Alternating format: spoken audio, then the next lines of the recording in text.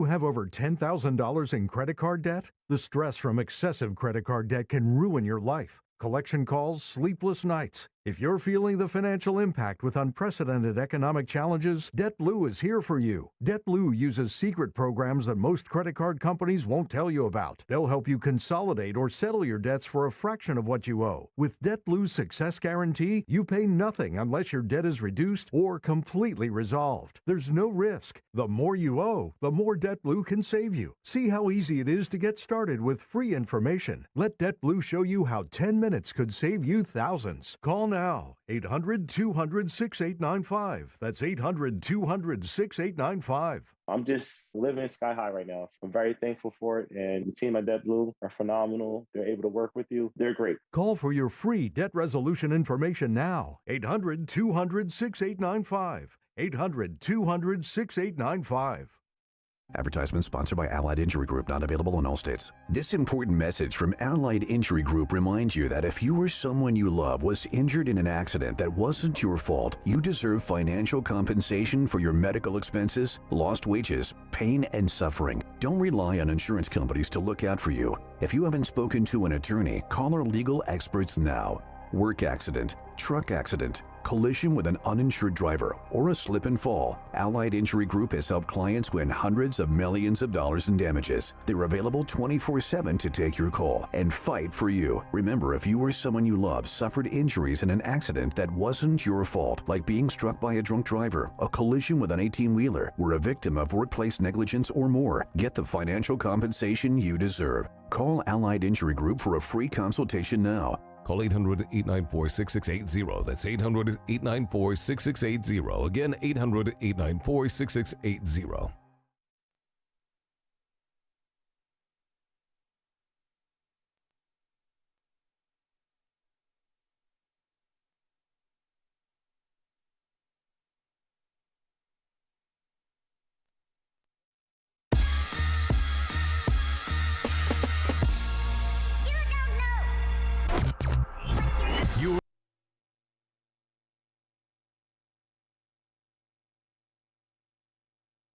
Central Texas home for sports.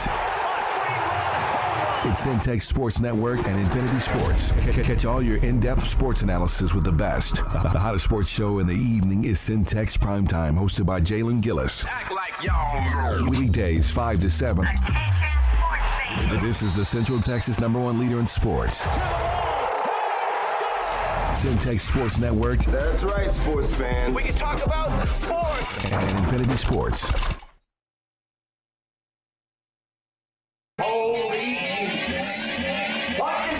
It's time to get in the game. You know what time it is. Tune in to Primetime Sports Talk with Jalen Gillis. To me, you are nothing. Your go-to source for breaking sports news in Central Texas and exclusive Dallas Cowboys coverage. Start it up, let's go. Catch us Monday through Thursday from 5 to 7 p.m. on the Centex Sports Network and Infinity Sports.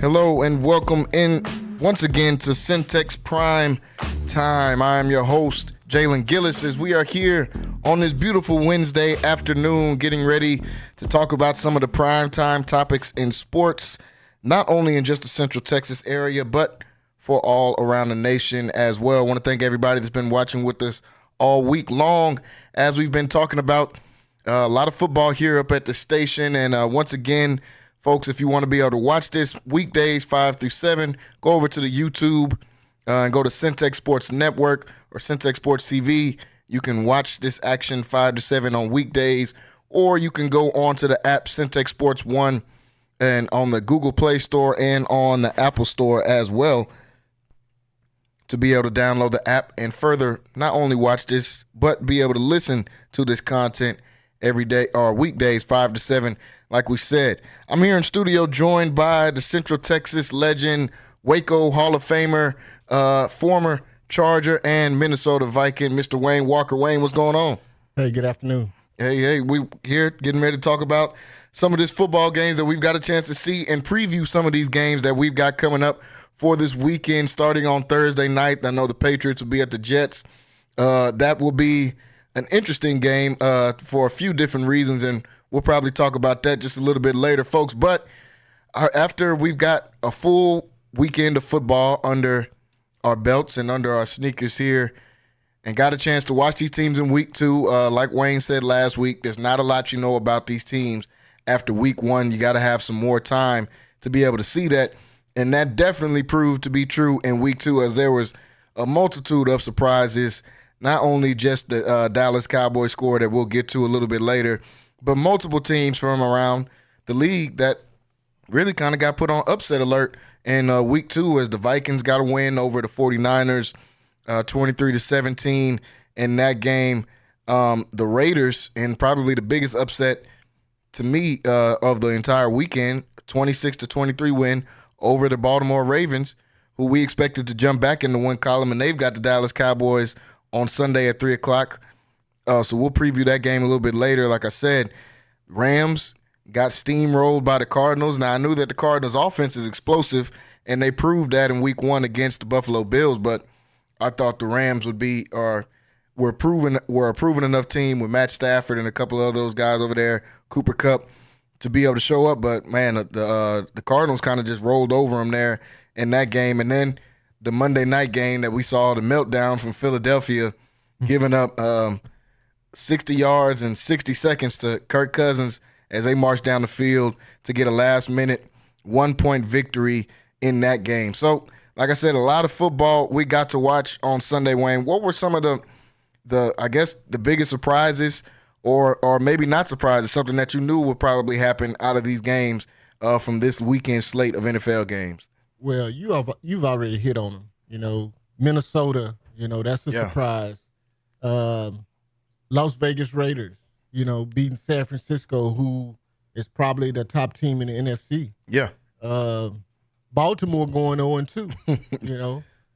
Dallas was all these expectations about Dallas, and then they go and get beat in their home opener that way. Buffalo Bills, another surprise. Minnesota, another surprise. So it's still early in the season, and if you want to take your losses, this is the time to take them. But it's still early in the season, so it's still much to learn about what's going on in the NFL. But some teams have stepped up. New Orleans. I mean, New Orleans is probably the biggest surprise. Oh, yeah. What Houston is doing was expected. So, that's not a surprise. That's what's expected. Yeah. What New Orleans is doing is a surprise because it wasn't expected. So, it's expected out of their locker room and the players and the team. But as far as us, media, fans, it wasn't expected. So that's a surprise.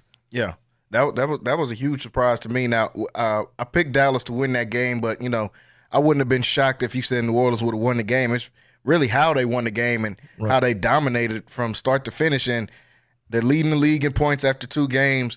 And, man, this offense looks really, really explosive through the first 2 weeks. Now, I know the first week was against the Panthers, but still, if you're putting up 40-something points consistently in the league, it's only been through 2 games. But, man, this Clint Kubiak guy that they got in there calling the plays now, obviously another disciple of that Shanahan tree, the son of former Texans coach and Coach Kubiak that was out there. So he knows a lot of football. He's seen a lot of football. And this offense, he knows he's pushing the right button so far through this week 2 in the NFL. So when we bring you in here on these Wednesdays, we usually like to talk about, kind of the outlook of the league and who's standing out as those top guys in both conferences. So want to talk about who are those best teams that we think are through week 2. This is obviously going to be a week-to-week thing. Right. But who are the best teams that we, are looking the best right now in both conferences. So I'll let you go ahead and go with that. And we've got the NFC and the AFC,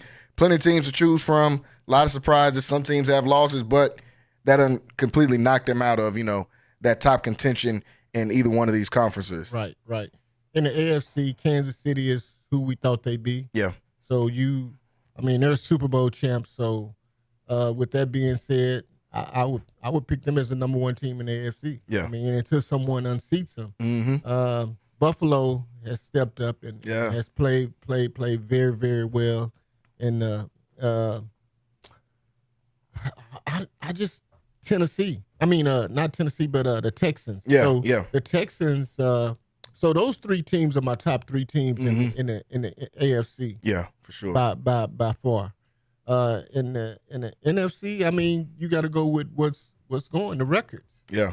And right now it's New Orleans. San Francisco is going to be there. They have a multitude of injuries right now, so they're going to have to get over those things. With Debo and Christian McCaffrey on IR, it's going to be a tough 4 weeks for them. Yeah. I can say Minnesota. Yeah. Is one of those teams. I mean, it's just what's going on right now. Green Bay kind of bounced back into it. Yeah.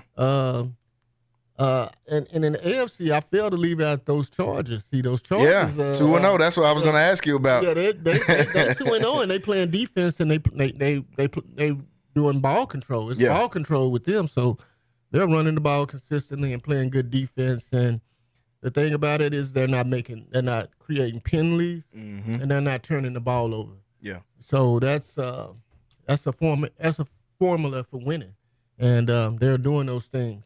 Yeah, and I definitely agree that the Chargers, that was a team I was going to ask you about in this AFC. I know it's early and it's the first 2 weeks, and, plenty of things can change over the course of this season. But right now, J.K. Dobbins leading the league in rushing, 2 back-to-back monster games from him. Justin Herbert is controlling the ball. Like you said, not a lot of penalties, not a lot of turnovers from this team. And they might have the best tackle duo in the NFL with the young guy that they got out there to go that they drafted early, and Joe Alt from Notre Dame to go out there with Rashawn Slater, who was already probably a top 5 tackle in the league already. And pairing these two together, there was some controversy around that pick. Some people thought, oh, man, you should have got one of these super skilled receivers at that pick, or to give Justin Herbert some more weapons. And this is too early to be taking a tackle. But, man, Jim Harbaugh seems to be pushing the right buttons as the Chargers have started their season 2-0 so far. Like I said, just playing ball control. Yeah. They're doing the right things. I know they beat up on the Panthers team, but you got to win those games you're supposed to win, because he's seen some teams this Sunday that didn't win those games they're supposed to win. A win is a win, and that's what you go out to do. So whether it's against the Carolina Panthers or whether it's against the Houston Texans, a win is a win. You take them as you get them. And that's what they're doing. And it breeds confidence in your team as when you go out and you win and you go 2-0. So now you start to get the confidence, and that'll be big down the road for these young guys that they have, because they are a young team. They got the Chargers got rid of some really good football players. Yep. And Jim Harbaugh, he's another one of those guys that you look at, and everywhere he's been, winning. He rebuilds and he wins. Even when he was in the league, when he was with San Francisco, he did the same thing. Went to Michigan, did the same thing. Now he's back in the NFL, so we'll see what he does. Yeah. But right now, all signs look positive for those guys. Yeah, I'm really excited to watch this Charger team as the season progresses, because like you said, Jim Harbaugh, winning just seems to follow him wherever he goes. And I know a lot of people had a lot to say about his tenure at Michigan, but they were in those top 10, top 5 conversations every single year he was there. They just couldn't, those first 4 or 5 years, they just couldn't beat Ohio State, and that was their problem. And some of those Ohio State teams were loaded, so it wasn't like he was just losing all the time and having losing seasons. Those teams were really competitive, and the 49ers, I think he had one of the best coaching runs. Is if you're looking at short span coaching runs in the league, that 49ers team was vicious. They were just a few plays away multiple times from winning a Super Bowl with that team. And it looks like he's bringing that same energy and those same philosophies to this Chargers team. They have Frank Gore in San Francisco. Now he's got a J.K. Dobbins. He had a ball-controlling quarterback with Alex Smith, later turned into Colin Kaepernick. Now he's got probably the most talented quarterback he's ever had in his coaching career with Justin Herbert. If he can control those turnovers and get them to just play the right style of game, I think this Charger team might upset a lot of people's teams coming up over these next few weeks. And on Sunday, they play another team that was one of the more surprising 2-0 teams in the league, in the Pittsburgh Steelers. Yes. And they've got Justin Fields now. under the helms. Russell Wilson's been injured through the first couple weeks. Now, we know Mike Tomlin, all he does is win. He's been winning since he stepped foot in that coaching seat. Still has yet to have a losing season in the NFL, and it doesn't look like he's going to have one this year either. Now, I think that expectations will kind of temper off as the season progresses. Right. Some of the teams in their division are going to get better, like Baltimore is 2-0, like Cincinnati, who's 0-2, and Cincinnati, who's 0-2. Now, both of those teams are going to get better than what they look like right now. But got to give credit to the Pittsburgh Steelers for pulling out 2 tough wins in their first couple weeks of the season. A slim win against Atlanta in week 1, 18-10, and a slim win in this last week against Denver, 13-6. So, first off, what do you think about the Steelers team and how they've been able to adjust on the fly with Justin Fields coming in? And then what do you think a little bit about their matchup with the Chargers coming up on Sunday? Well, both teams are similar. Both teams rely on their defense. Both games have been low-scoring games with their quarterbacks not turning the ball over and just relying on their defense. Mm-hmm. So we're going to look for that type of game this week, the same game plan. I think the biggest liability in this game is going to be the Pittsburgh offense. Yeah, pretty much. Yeah, for sure. And when I say that, I'm talking about Justin Fields and him going out and making errors and making mistakes. But if he can go out and he can control the ball, not turn it over, tuck it and go and just run with the ball instead of throwing picks. Yeah, I think Pittsburgh will be in this game. This is going to be a very interesting game because they're two similar teams that rely on their defense. So yeah, for sure. It's going to be a barn burner, and we'll see what happens. Yeah, and I'm real interested to watch that matchup between that offensive line that we just talked about with the Chargers that's been playing so well, and then this Steelers defense that just seems to be relentless through the first 2 weeks. They just smothered Kirk Cousins in week 1, and week 2, the young quarterback Bo Nix just looked like he had no chance out there going against T.J. Watt and Cameron Hayward and these other guys out there for that Steelers. The steel curtain of what they've been over the years, and it seems to be true once again there. And I know they added in Patrick Queen from the Ravens too to go with that. Yeah, and the same on the other side where you have Bosa, Khalil Mack, and Khalil Mack. Yeah, and they're all pro safety. But it's gonna be a defensive game. Yeah, and whichever team makes the most mistakes is probably gonna end up being the loser in this game. Yeah, and I would have to go with, it's early, but I would have to go with the Chargers in this game because of that reason. Like you said, it's going to be a defensive game, and if I got to choose between who's going to make more mistakes out of Justin Fields and Justin Herbert, I definitely have to lean with the Justin Herbert thing. So that's going to be a really good game, one of those sneaky good games to start the season off or to start the week off this Sunday, and that's at 12 o'clock, the Chargers versus the Pittsburgh Steelers. So, folks, like we said, a lot of good games around the NFL this weekend coming up. We'll talk about a couple more of these topics that's going on in NFL circles right now, and that is the Tua drama that's going on around in Miami.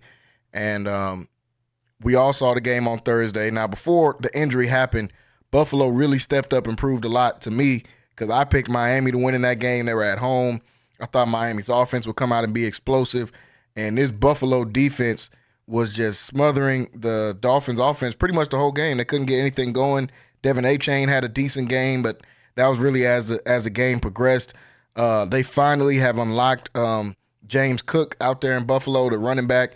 He had 3 touchdowns total in that game.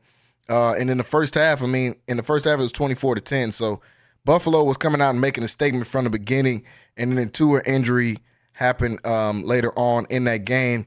So right now they've got Tua on injury reserve. He's on IR, so he has to miss at least 4 games. But reports from his camp say that he has no plans of retiring.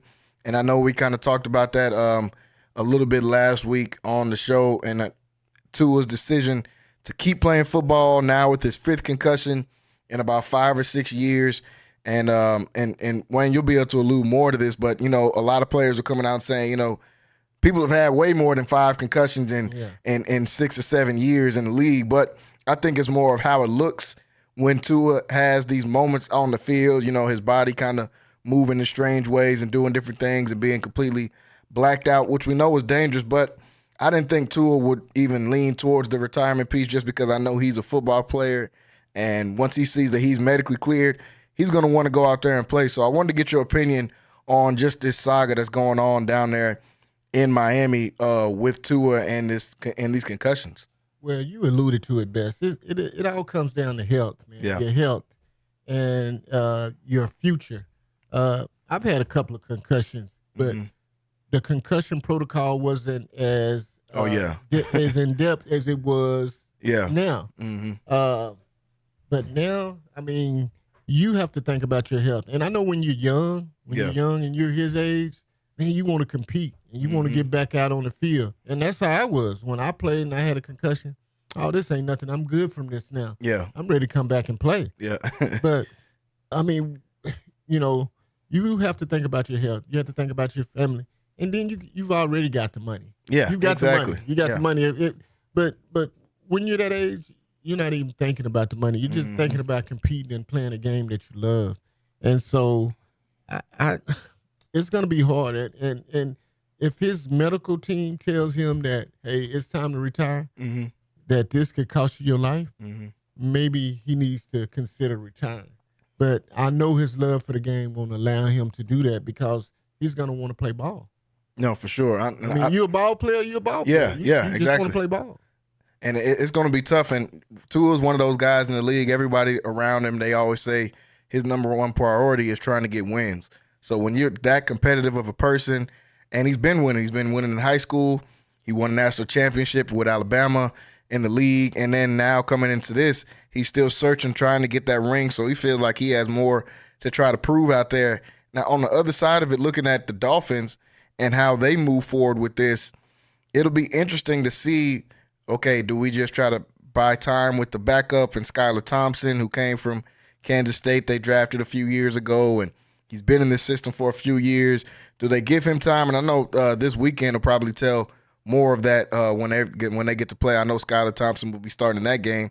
Or do you consider, hey, we need to go and try to make a trade somewhere? We need to try to – because this is a good team. This Miami team and this roster was built to contend for a championship this year. Right. They had a good team last year, and they added multiple pieces into their offense and their defense this year. So this is a championship-type roster. So do you stick with Skylar Thompson, or do you wait on to see if Tua's going to play, or do you go out there and maybe go make a trade for some of these guys that are backups right now, like a Carson Wentz in Kansas City, or we saw Malik Willis. They traded for him in Green Bay thinking he was going to be a project, and he ended up having to start in week 2 and ended up getting a win in there. So do you go around and try to find one of these guys, or maybe do you try to go pull somebody out of retirement maybe, or there's not really many free – I think the only – real quarterback free agent with any starting experience is Ryan Tannehill, who used to be in Miami. Do you call a Ryan Tannehill and try to get him up to speed and bring him into the fold? Or how do you think the Dolphins should try to approach this quarterback question mark they have now?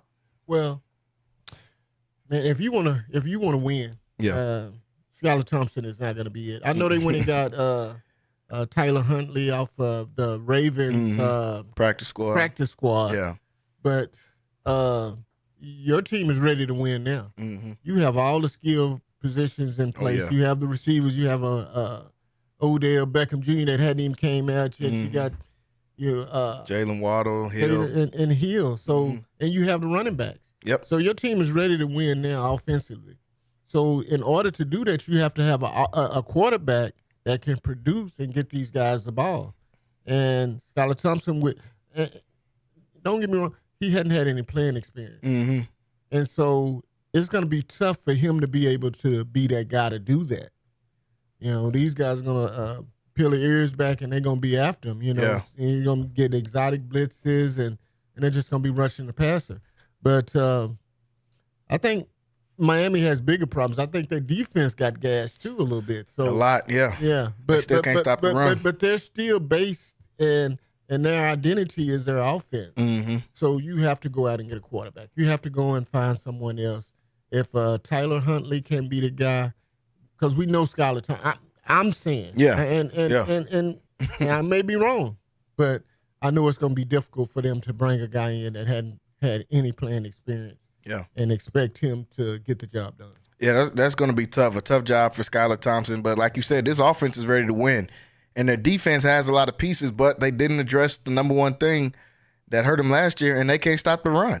Yeah. Their interior line is weak, and they let their best interior lineman go to Las Vegas in Christian Wilkins. So they let him walk, and they tried to replace him with the Calais Campbell. But, I mean, Calais Campbell is like 38 or 39 years old. He's been in the league a long time. Right. You can't expect him to solve all your problems on that interior line. Yeah, they've got some pass rushers. They still got Bradley Chubb that they traded for a couple years ago. They still got Jordan Phillips, the young guy out of Miami, in there. And then they bolster up their secondary with Jalen Ramsey out there, and they went and got Kyle Fuller from the Commanders. So they've got some pieces on that defense, but they didn't address the number one problem what every team attacked them with, and what every team is going to attack them with as they play these cold games that we know that they haven't performed in as it gets later in the year.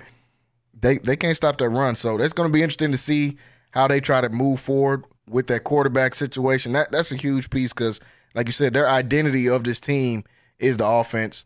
They've got the running backs. They've got probably the best or second best receiver in the league with Tyreek Hill. So they got to figure something out. And maybe the best duo of receivers. Yeah. When Odell Beckham comes back. Yeah. But this is the deal. They're going to have to address that defense as we see with the league overall. Mm-hmm. The problem that we're having is everybody is beefing up in the back end. Yeah. But nobody has been able to stop the run. So just like Miami's getting gashed, the Cowboys getting gashed. Yeah. There's a lot of teams that are a liability defensive-wise, and defense needs to be the strength of your team. And I think that's kind of why we've seen this recent drop-off. We talked about it a little bit last week, but the numbers were the same again this week as far as the drop-off in quarterback passing touchdowns and yardage. And it's just so many there's such a gap from just even 3 or 4 years ago. And, you know, some of it could go to bad quarterback play, but I think a lot of it is going to teams are starting to realize, again, I think a lot of teams got pass happy in that time and started to forget about the run game, but now they're starting to revalue that run game again and see how much of a difference that's making for championship teams like a 49ers who's been running the ball and like a Kansas City who runs the ball whenever they can't get Mahomes going. So I think that plays a big part into that as well. Well, it's a cat and mouse game. Yeah, I mean, it's a strategic game, and you have to be strategic. It's game planning that goes in that's involved with decision making, Mm-hmm. and so if you're smart, you're gonna find a team weakness. Yeah, you know, it used to be where these guys beefed up on the line and had these big linebackers to stop the run, mm-hmm. which devalued the running back because the running backs weren't doing well. Mm-hmm. Now you go out and then you throw the ball. So now you're throwing the ball over the field. So now you go and you try to stop the guys. You work on your back end. You Mm-hmm. get great defensive backs. You get linebackers that can fly around and can rush the passer. And now what do? You come back to what you used to do. Yeah. So you come back to running the ball. So it's a cat and mouse game. It's a strategic game, and that's what teams are doing now. So they're saying, hey, we don't take care of the ball. We're going to run the ball. Yeah. We're going to run the ball, and which New Orleans did to Dallas probably 60% of the time and passed 40% of the time. Yeah. So, I mean, you have to have a balanced attack, and you have to be able to do both. But you're going to take advantage of whatever weakness that team has. So that's what they've been doing. Yeah, and I think that's been proven true, like you said, just alluding to that Cowboys game. And we'll talk about that in a little bit once we come back from break, folks. But Miami is playing Seattle this Sunday, and this is going to be a big matchup for them, not only because the Seattle is one of those sneaky 2-0 teams that not a lot of people are talking about, but all those question marks we just had about what are they going to do with this quarterback situation. Can Skylar Thompson run this offense? He's been in the system for a few years, and how would this offense look? They've got the weapons. So if they can find a way to get their guys the ball, they've got a chance in this game. But Seattle is a good team that not a lot of people are talking about, and Seattle is a team that's got a chance to make a run and win in that division now, especially with the news that you alluded to earlier with Debo going on IR and Christian McCaffrey right now still out of it, and them being beatable. Now teams have seen, hey, we can beat them. The Vikings came out here and beat them, and not a lot of people had a lot of expectations for the Vikings coming in to this year, even though I thought they would be pretty decent because they've got a good play caller in Kevin O'Connell. He was good when he was in the Rams system as their offensive coordinator. He was good in the years he's been spending here with Kirk Cousins. And I knew that Sam Darnold is a serviceable quarterback in the league. Not everybody has to be a superstar in the league to be able to win games. And the 49ers have proved that over the years. But they've got a decent running game. They went and got Aaron Jones from Green Bay. They still got the top receiver in the league with Justin Jefferson. And Brian Flores is doing a phenomenal job scheming up their defense on that other side for the Vikings. Right. So Vikings, another one of those sneaky 2-0 teams. But another one of those teams. Yeah. And they're just doing the right thing. Mm-hmm. And sometimes as a player, all you need is a chance and have someone to believe in you. Yeah. And that's what they did in Sam Darnold. So, hey, we're going to believe in you. We're going to give you this chance. We're going to give you this opportunity. Mm-hmm. And he's made the most of the opportunity. Yep. He hasn't turned the ball over, and they believe in him. Mm-hmm. So when you get the team to believe in you, get the guys that surround you that you go to work with 8-9 hours a day to believe in you, then you start to produce and you start to do well. And I think that's what he's doing. And it's similar to the other 2-0 team we were just talking about with Seattle. Everybody get wrote off Geno Smith as a bust. He couldn't do this. And oddly similar, they both came from the New York Jets and couldn't produce. And now look at what he's doing now. Yeah, and you think about all these guys. You think about Derek Carr. Yeah. Same guy. I mean, they signed him to this big contract offer, and then they say, hey, we don't believe in you. We're going to trade you. We're going to get rid of you. Yeah. So that shows you, hey, that we don't have the faith and the belief in you to get us to be that guy to get us there. So we're going to get rid of you. Mm-hmm. Now you go to New Orleans, and it's the same thing. People had written him off because he had a bad couple of years in New Orleans. And now look at him. Geno Smith, Sam Darnold, Derek Carr, all of them in a similar situation. Oh, yeah. Where you have a guy like Bryce Young, a young guy. Yeah. That they took him. They had a lot of belief in him, but he don't have a support system. Yeah. You draft first in the NFL for a reason. That's because you don't have a good team. And once, he started all of last year, but he's had 3 different coaches, two or three different coaches. Yeah.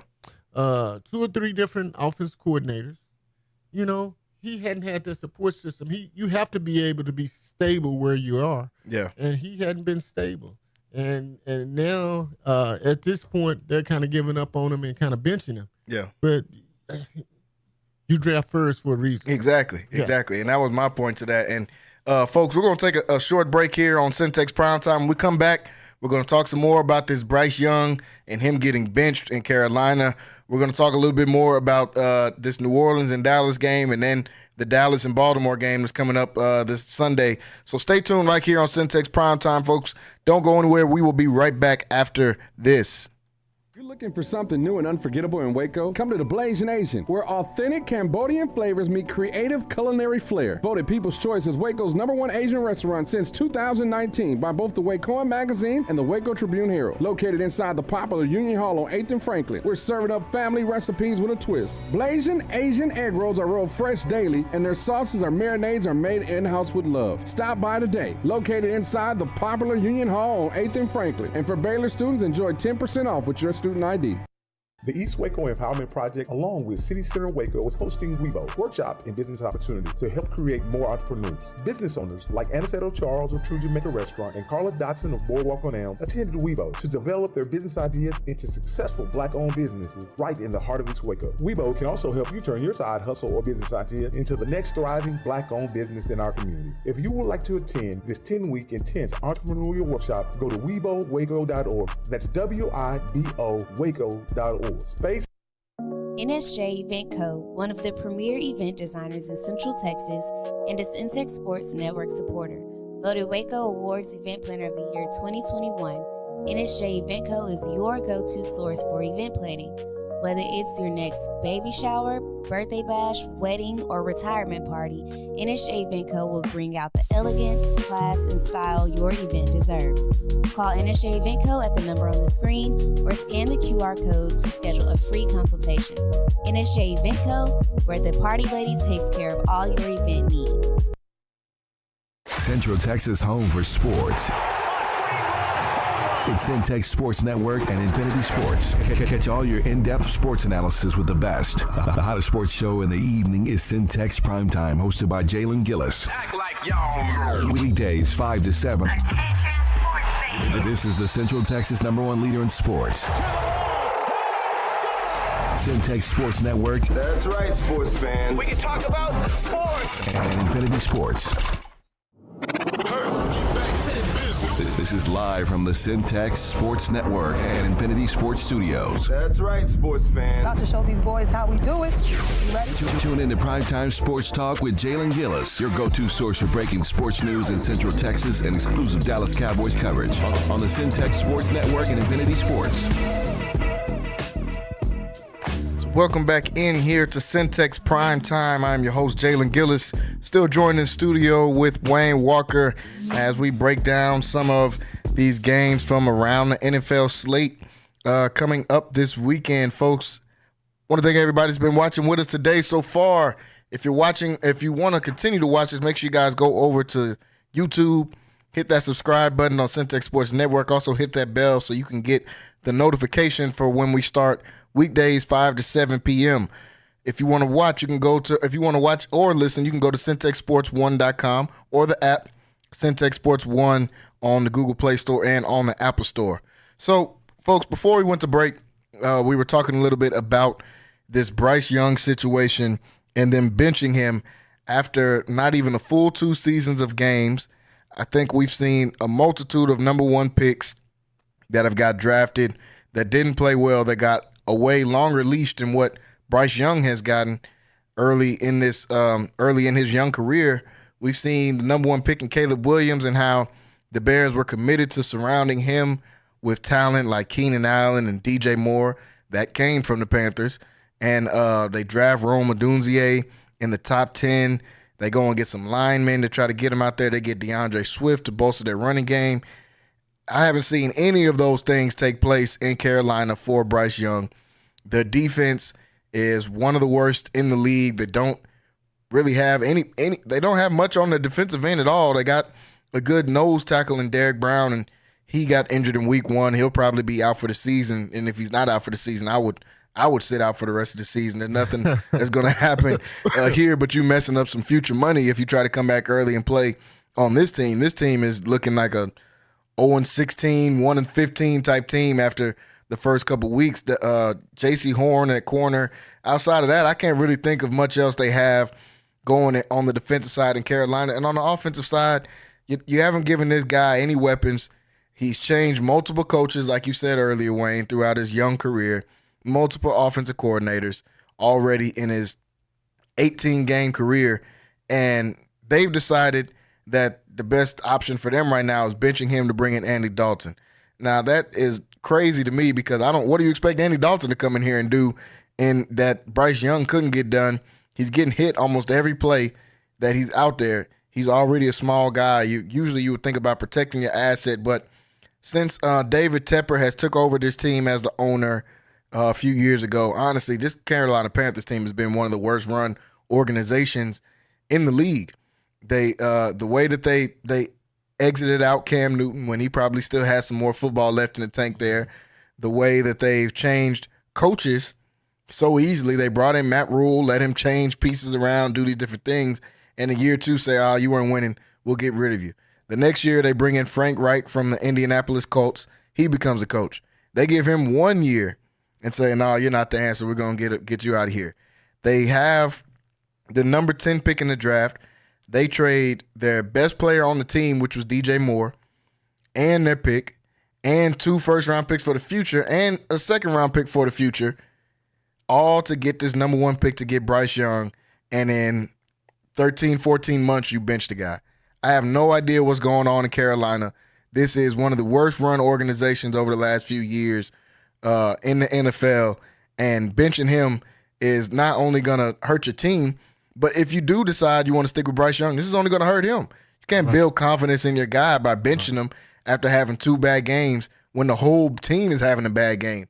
And you take it out on him out of all the people. I don't understand what's going on. Wayne, if you want to further your thoughts that you were saying a minute ago about this situation. And you failed to mention Christian McCaffrey. Yeah, they let him go. You got rid of all your good pieces. Yeah. And quite frankly, Bryce Young was set up to fail. Yeah. Because you can't block for him. You don't have any viable players that are producing. You don't have any all pros. The line I think averages 3 to 5 years.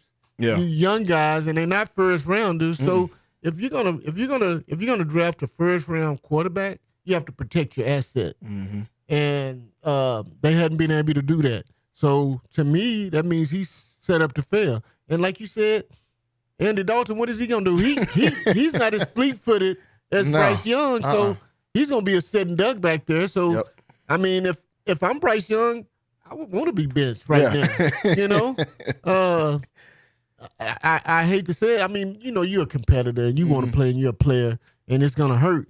But me as looking from the outside, it's the best thing for him right now. Yeah, just to sit and just to learn. You can learn from the sideline, and that's what I would do. Because being out there and being in the fire, it just ain't working for you. You getting sacked 5 or 6 times a game, man. You taking a risk on your health. Yeah. And until they can come and give me some help, and they can protect me, then I would rather be on the sideline with a clipboard. Yeah, because like you said, this is an opportunity for you to learn. And when you're out there, like you said, in that fire, you can't learn. You're getting hit every play. You're getting hit, There's nothing to learn from until you go back to film. And then you have shaky feet. You have shaky feet. You can't even set up. You can't even go through your progressions. Yeah. You can't stop. You can't do anything. So at this point, man, you're just a sitting duck. Yeah. And a lame duck just sitting in the pocket, waiting on someone to put their helmet in your shoulder. Yeah. And that's not a good feeling. No, that's a terrible feeling, and it makes you not want to. He probably doesn't enjoy getting up and going to work every day, and that's what you're looking forward to. And this is, like you said, 18 games into your professional career, and to get hit that much, and everybody's talking about, well, he's the worst quarterback. Well, he has the worst personnel too. Yeah, exactly.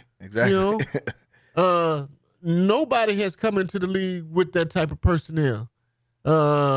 Even when Jamarcus Russell came in, Cam Newton, all these guys, when these guys came in, they had something around them. They had some type of weapons. This guy, you can only name 4 or 5 guys off their team that's recognizable. Yeah. So, I mean, he was just set up to fail, in my opinion. Yeah, he was. And there were reports coming out a couple hours ago that the Panthers said they're not considering trading Bryce Young. So the only thing I could think of is that they're doing what you just said, maybe take an opportunity to try to learn on the sideline, because outside of that, you can't think Andy Dalton is the better option here. Exactly. Young man, sit over there and collect those checks every Tuesday, brother. That's all I can tell him, man. Seriously. Yeah, and get a couple trips out the ice tub. Exactly. That you're saving yourself. Stay healthy, go out there and work in practice every week, but then collect those checks every Tuesday. That's the best part advice I can give. You was the number 1 pick, so I know them checks are still rolling in. Fat too. I know they're fat. Oh yeah, every Tuesday. This Panthers team, just before we get off them, is the same team that brought in Baker Mayfield after the Cleveland Browns got done with him and had him running scout team D lineman. Yeah. So I don't know. and think about it. And this guy has gone on to be successful. Yeah. I mean, everybody that's left that organization pretty much. I mean, your best receiver is over 30 years old. Yeah. Adam Thielen, yeah. Yeah. So, I mean, what do you expect? What do you expect this guy to come in and do? There's nothing he can do because you don't have the personnel to compete. You don't have the personnel to compete on offense or defense. So it's not his fault. Why are you benching him? Or are you benching these defensive backs that's going out there and getting beat down the field? No, you're not. Yeah. So we'll see how this saga unfolds, and this is definitely a messy one. Like you said, you're not benching the lineman out there because to me it feels like you're trying to put some blame on Bryce Young when you bench him. When the whole team deserves blame. You lose 47-10 in week 1, and then week 2 you lose 26-3. Yeah. So there's some blame for everybody here in this organization, coaching on down. I just hope he doesn't lose his confidence. Yeah, and he'll get an opportunity to go back out and redeem himself and show that he's a really good quarterback. Yeah, and that's what I'm hoping too. So we'll see, like we said, how this unfolds for them. They've got the Raiders on Sunday, and Andy Dalton's not going to look any better. So I'm expecting the Raiders to go out here and get a win, especially after they just got a big win against Baltimore on Sunday. So they're fired up over there. Shout out to Coach Antonio Pierce, who's doing a great job with that team and finally getting Devontae Adams the ball. I mean, I don't understand what the deal was with that last year and how they just couldn't get him the ball. And on Sunday, you see he's got 10 catches for 100-something yards. I mean, it's not like he's not one of the best receivers in the league still. So that'll be an interesting game for them. Well, you have to go out and get him the ball. Yeah, I don't. You have to game plan it. Yeah, you have to move him around. You have to put him in motion. You have to put him in the slot. You have to put him out wide where no one can plan on game planning him or double teaming him. So you can't be vanilla when you have a guy that's probably one of the top 5 receivers in the league. Yeah. You have to use him in a multitude of ways to get him the ball. Yeah. And so they were able to do that last week, and that's why he was able to catch 9 passes. He was in the slot. He was on the left side of the ball. He was on the right side of the ball. They put him in motion. They did a lot of things with him. I watched that game, and I seen how they used him, and that's what they did, and it was successful for him. So that game will be at 3:05 on Sunday, Carolina Panthers at the Raiders. Now, to talk about another team in the AFC South, we talked about it a little bit earlier in the hour, but the New Orleans Saints and a team that definitely caught everybody surprised. And not only did they catch everybody by surprise, I think this division has caught a lot of people by surprise because I thought it would be kind of a porous division like they've been the last 2 or 3 years since Tom Brady left that division. But you got the Saints at 2-0. You got the Tampa Bay Buccaneers at 2-0. They're playing good football with Baker Mayfield. Atlanta just got a big win on Monday night against Philadelphia, so now they're back into the win column. So excluding the Carolina Panthers, the rest of this NFC South is looking pretty good on right now on paper through these first couple weeks. So when you think about this New Orleans team, and we know they took advantage of everything that was wrong with Dallas on Sunday. They knew Dallas couldn't stop the run, so they did exactly what you said a couple weeks ago against this Dallas Cowboys team, which is run right at them. They took Micah out the game. They ran directly to Micah's side. I think on almost every touchdown Alvin Kamara got, he was running directly at Micah Parsons to his side because they know how much of a liability he is. So talk about a little bit about New Orleans and how they were successful on Sunday, and then previewing some of this game next Sunday coming up, or this Sunday coming up with Baltimore versus the Cowboys. And Baltimore, a very hungry team as they're coming in 0-2. They're looking for a win in this game. Well, I remember sitting right here, me, you, and Rod talking about what were the Dallas Cowboys' weakness. Mm-hmm. And I think we all alluded to the fact that Dallas, defensive-wise, they still have the personnel of what was his name in Washington now? Dan Quinn. Dan Quinn. Yeah. They still had the personnel of Dan Quinn right now, which was play from ahead. Mm-hmm. And then you got these pass rushers that you can use, and you got these ball hawks out here, Bland, and you have Diggs. Yeah. But you have Lawrence and you have Parsons who can rush the passer. Yep. And I talked about these small guys that they're using to play pass. Yep. But you can do that when you're behind. Mm-hmm. I mean, when you're ahead, you can do that. But when you're behind, you can't use these guys. And I told you guys, I said, hey, you run right at Micah Parsons because they're small. I wouldn't. I promise you, every 2 downs I would run the ball on the Cowboys and I would pass on. And you had that run pass option on 3rd down where you in 3rd and short, because I was looking at a ridiculous stat. Mm-hmm. They didn't touch the New Orleans runners until they were 4 or 5 yards down the field on every play. Didn't get touched. Yeah. Didn't get touched. Yeah. So that means these guys are getting knocked off the ball. And, I mean, people are just road grading them. Yeah. So that's what they're going to get because they don't have defense. They didn't go out and address that position. At all. They didn't go out and address that position during the offseason. You're talking about spending all this money, but you give it to your 2 top players. Yeah. You give it to Dax and you give it to CD. That's on the offensive side of the ball.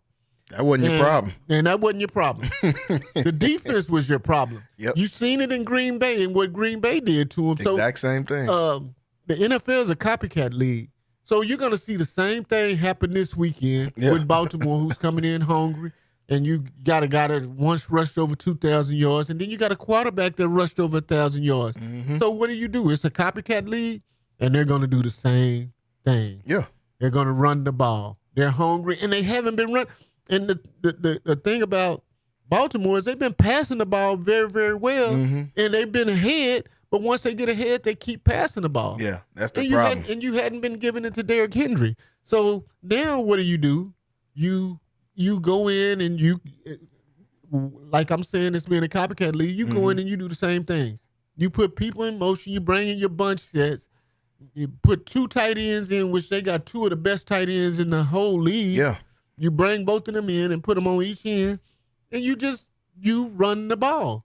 You make Michael Parsons be a linebacker and not a rush in. Yeah. So that's what you do against Dallas. And as far as offense against Dallas, you just double cover CD Lamb. Yep. Who else scares you in Dallas? Nobody. It's not a running back that scares me. Mm-mm. I don't have a tight end that scares me. Yeah. I don't have another wideout that scares me. So what I'm gonna do is I'm gonna double cover CD Lamb, and then I'm gonna let everybody else beat me. Because that's who they're trying to get the ball to. So it's gonna be a rough path for Dallas going forward. Because, like I said, it's a copycat lead, and everybody's going to go out and try to do that against Dallas. And defensively, you got these guys on the back end. You got Bland. You didn't bring back Stephen Gilmore. Nope. Which was a good guy to have leadership wise, and a guy that would come up and make tackles. Now you got these guys that's ball hawks that don't want to come and make tackles. Yep. All they want to do is catch interceptions. You got 2 of them back there with Diggs and Bland. Yeah. And so it's going to be a tough year for the Cowboys, man, defensively. It's going to be tough on both sides of the ball, like you said. Because if you double CD, and who else? I'm covering everybody else, man. And you got Ezekiel Elliott, who's not at his best. You got Donald. What do you have that scares you on Dallas team? Nobody. And you didn't address what you needed to. You needed to go out and get you another. You need to go get you another A receiver, and you needed to get you some defensive tackles and maybe some bigger linebackers. Yeah. You brought in Kendricks from Minnesota, who ran Mike Zimmer's defense with Minnesota. Yep. Which was supposed to show the other guys how it's supposed to be ran, but it's not proven to be that. It's not working. And I heard another statistic that when Mike Zimmer, the last 2 years in Minnesota, and one of the reasons he got fired, his defense was 29th and 30th in the league. That's the same thing I saw. And you bring this guy, in, you bring him back when you have all these hybrid defense coordinators, young defense coordinators in the league, and you got all the money in the world, and you go get a guy that you had already had that's probably past his time. Yeah. And that's all I'm gonna say. Yeah. So we'll see if they get better, but I'm expecting the same results this weekend. I think Baltimore is gonna come in and dominate this game. Yeah, I think Baltimore is probably gonna pick up their first win, and unfortunately in Jerry World, it's at Dallas this week, but that's proven. I think they play worse at home over the last few years than they do on the road. So I think I'm leaning to like what you said. And then another stat from that New Orleans game was they ran for 134 yards before anybody got touched in the game. 134 yards before someone gets touched. So they don't address those things. And then the thing that makes it bad for the Cowboys is you gave Dak all the money. You gave CD all the money. You finna give Micah some more money. And you already gave Diggs money. Who are they going to go get to play these other positions when the whole team is being paid, or the whole salary cap is going to 5 or 6 guys? They're going to have to pay Bland the next year after that. The Marcus Lawrence contract is probably coming up. It's just some bad decisions being made in Dallas. Yeah. Like I say, you go get Stephen Gilmore. which is All-Pro, was Defensive Player of the Year. But he just wanted to go back to Dallas. Yeah. He just wanted to go back to Dallas. He didn't get picked up till, I think, a week or two before the season started, and it was by Minnesota. By Minnesota, who's 2-0. So now he's happy about that. Now you got another guy that's coming in that wanted to be a Cowboy, and that's Derrick Henry, and they never contacted him. And then this guy's going to come back and beat you. But you got to understand, Jared needs to take himself out of personnel decisions. Yeah, he has because it hadn't been working over the last few years. And like you say, it's just some really stupid decisions with how you keeping these guys. Like Dak should have been done a long time ago, and you shouldn't even be looking at Dak's contract right now. He shouldn't be getting paid. He should have got paid 2 years ago. Exactly. And if he would have got that, then they wouldn't be in the position they were in now with CD. Yep. You know, you got a multitude of teams that are in the league now that holds on to their stars. You know, and that's keeping them around. Yeah. And they're paying big money to do so. Yeah. But you can't put all your eggs into one basket and then next year go out and think you're going to compete, because it's not going to happen. Yeah. And so Dallas is in worlds of trouble in the next few years. So we'll see how they come out of this salary cap, this restricted salary cap that they have. Yeah, it's a lot of question marks out there in Dallas, but big game this weekend, and I know everybody's going to be watching, and that's at 3:25, Dallas Cowboys at the Baltimore Ravens. And to your point about them bringing in Mike Zimmer and him having one of the worst defenses his last couple of years there, another guy that was a free agent that's always had good defenses is the guy that replaced him, Mike Zimmer, and that's Brian Flores in Minnesota, who is he's got that Minnesota defense looking great. I think even Brock Purdy went up to him after the game and said that your scheme is crazy. The scheme that they're running, because everything is a disguise when you look at that Minnesota team. So that's just another guy that Dallas probably could have easily got. Instead, you bring in an older guy and Mike Zimmer, like you said, whose prime is probably past him as far as coaching the game. So that's just another decision that I mean, with Brian Flores, a guy with a great resume, come from that New England, won a couple of Super Bowls, has always had top 5 defenses wherever he went. And when you go back to that San Francisco Minnesota game, Brock Purdy didn't know what he was doing. He was so confused because they had a lot of run blitzes. Yeah, they had a lot of blitzes where they would bring the linebacker, or they would bring the defense and drop the end. It was just a hybrid defense that confused him a lot that he hadn't seen. Yeah, and Brian Flores has been able to do that over the years. Yeah, he's confused a lot of players, but he's one of the best in the league. So I don't understand the logic of Dallas. Will Clay, guy from that I played against, he was at Rice, but I think he's being restricted by Jerry, and Jerry's making all the decisions because they're in a tough situation. They're in a tough situation, and with their hires, even from McCarthy, even letting my man go to Philadelphia. Saquon. Not even Saquon. Oh, okay. But the offense. Kellen Moore. Kellen Moore. Kellen Moore, yeah. Even with Kellen Moore going to, at least he knew how to get guys the ball. He was productive offensively. Oh, yeah. They wanted to blame it on him when they exited the playoffs the year before. Yep. And the same thing came and happened to him again last year. So, and Mike McCarthy took over the play calling duties, and he wasn't as successful as Kellen, because Kellen was a top 2-3 offense. Yeah, every year. So he took the blame, and then they fired him, and he went on, and he's doing good things in Philadelphia. Well, he's got a lot of work to do in Philadelphia. Yeah. But these personnel decisions as far as coaches, and these personnel decisions as the players you're bringing in and the guys you're paying is going to be a tough situation for Dallas. Yeah. In the future. Yeah. So like we said, lot of question marks to be answered out there in Dallas. Folks, we're going to take a quick break, and we're going to come back at the top of the hour. Still got some more NFL topics to hit you with, and we have to discuss Texas being the new number one team in college football. We've got to talk about the Baylor-Colorado game coming up this weekend. So we've got more to talk about here on Centex Primetime. Stay tuned. Hour number 2 coming up in just a minute. We'll be right back. Looking for something new and unforgettable in Waco? Come to the Blazing Asian, where authentic Cambodian flavors meet creative culinary flair. Voted People's Choice as Waco's #1 Asian restaurant since 2019 by both the Wacoan Magazine and the Waco Tribune Herald. Located inside the popular Union Hall on 8th and Franklin, we're serving up family recipes with a twist. Blazing Asian egg rolls are rolled fresh daily, and their sauces or marinades are made in-house with love. Stop by today. Located inside the popular Union Hall on 8th and Franklin. And for Baylor students, enjoy 10% off with your student ID.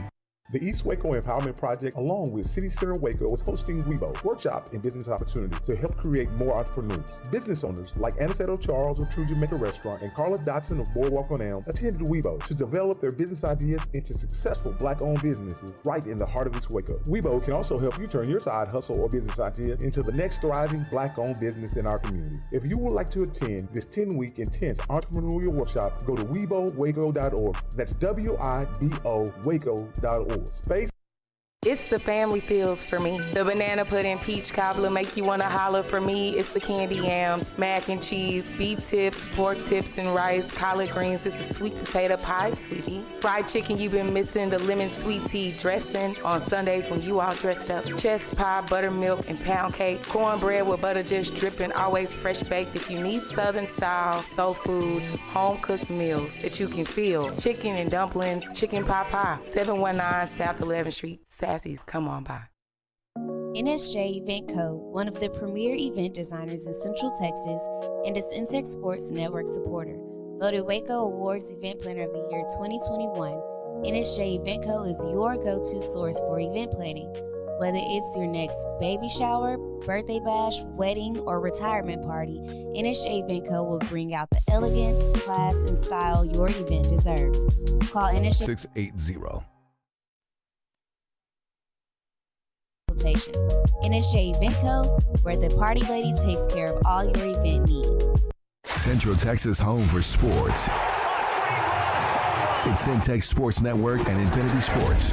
Catch all your in-depth sports analysis with the best. The hottest sports show in the evening is Centex Primetime, hosted by Jalen Gillis. Act like y'all. Weekdays 5 to 7. This is the Central Texas #1 leader in sports.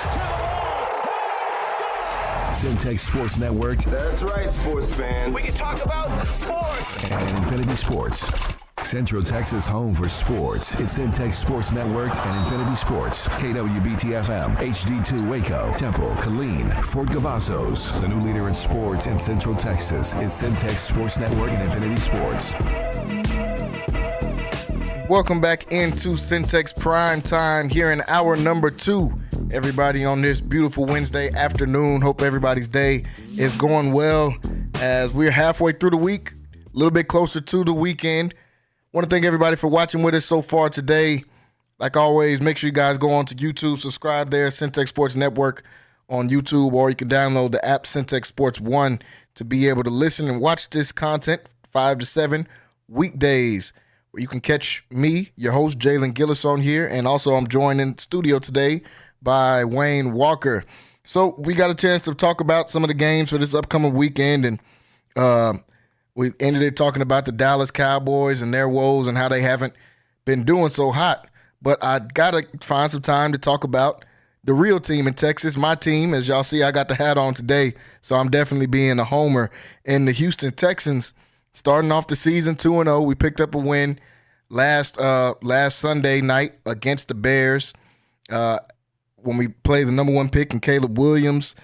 C.J. Stroud has broken another record, the most yardage through his first 10 home games of a career for any QB in NFL history. That's 3,016 yards. His jersey was just reported as the #1 selling jersey in the NFL right now through the first 2 weeks of the season. The Texans are looking good, man. D'Amico Ryans, they've got this squad rolling. They've got a lot of good talent out here. The leading receiver in the league right now in yardage is Nico Collins. I think he's got 246 yards or over 200 yards through the first couple games, 252 yards, that's what it is, through the first 2 weeks of the season, leading the NFL in receiving. They still got Stephon Diggs, who they picked up. Joe Mixon, one of the top rushers in the league right now with 184 yards. They still got the young guy in Tank Dell who can take it to the house at any point. The defenses looked great. I think there was only, out of 30-something dropbacks that Caleb Williams had, I think there was only one pass where he wasn't under pressure throughout the entire game. So these Houston Texans are looking good. And Wayne, first I wanted to ask you about, we talked about it a little bit in the first hour, what do you think about this Texan squad and how they've been built over these last couple of years and what was supposed to be a rebuild, but it looks like they're already back. And then I wanted to ask you about C.J. Stroud, with him breaking some more records and doing the things that he's been doing, leading his team as a rookie and now a second-year player. Is he already a top 3 quarterback in this league? So I'll let you start with the Texans and then to C.J. Stroud after that. Yeah. Well, first of all, it's a team that's playing with a lot of confidence on both sides of the ball. Their defense, their offense, they went out and got some players. You know, they got into the playoff mix last year because C.J. Stroud came in as a rook and played and balled out. Yeah. So when you come in and balled out, you kind of fast track those years and you say, hey, well, we in this win now mode while we're young and we're talented. So let's go get us a Joe Mixon. Yeah. You know, let's go get us a guy that can run the ball and can catch the ball out the backfield, because that's what we're missing. We got the skill positions. We got the running backs. Yeah. So let's go do this. Let's go get us a couple of guys on defense that we can bring in that can help us compete and fast track this team to the playoffs. Like I said, I think they're one of the top 3 teams in the NFL. Yeah. Led by their quarterback, who is a baller, yeah. who is a just complete baller, just does enough. You know, and now that he's got a running game and he's got Joe Mixon playing at a high level and is doing the same things he was doing in Cincinnati, mm-hmm. you know, you have that run-pass threat. And you have a quarterback, and then you have a defense that'll go out and they're going to compete. They're going to get turnovers, and they're going to get 3 and outs. So it's kind of all on him, and it's a kind of complete game plan, a kind of complete team. And I love the Texans. I think the Texans are going to be that the team that's kind of unseat Kansas City. Yeah. To be honest, because they have the making of it. They have the defense and they have the offense. Mm-hmm.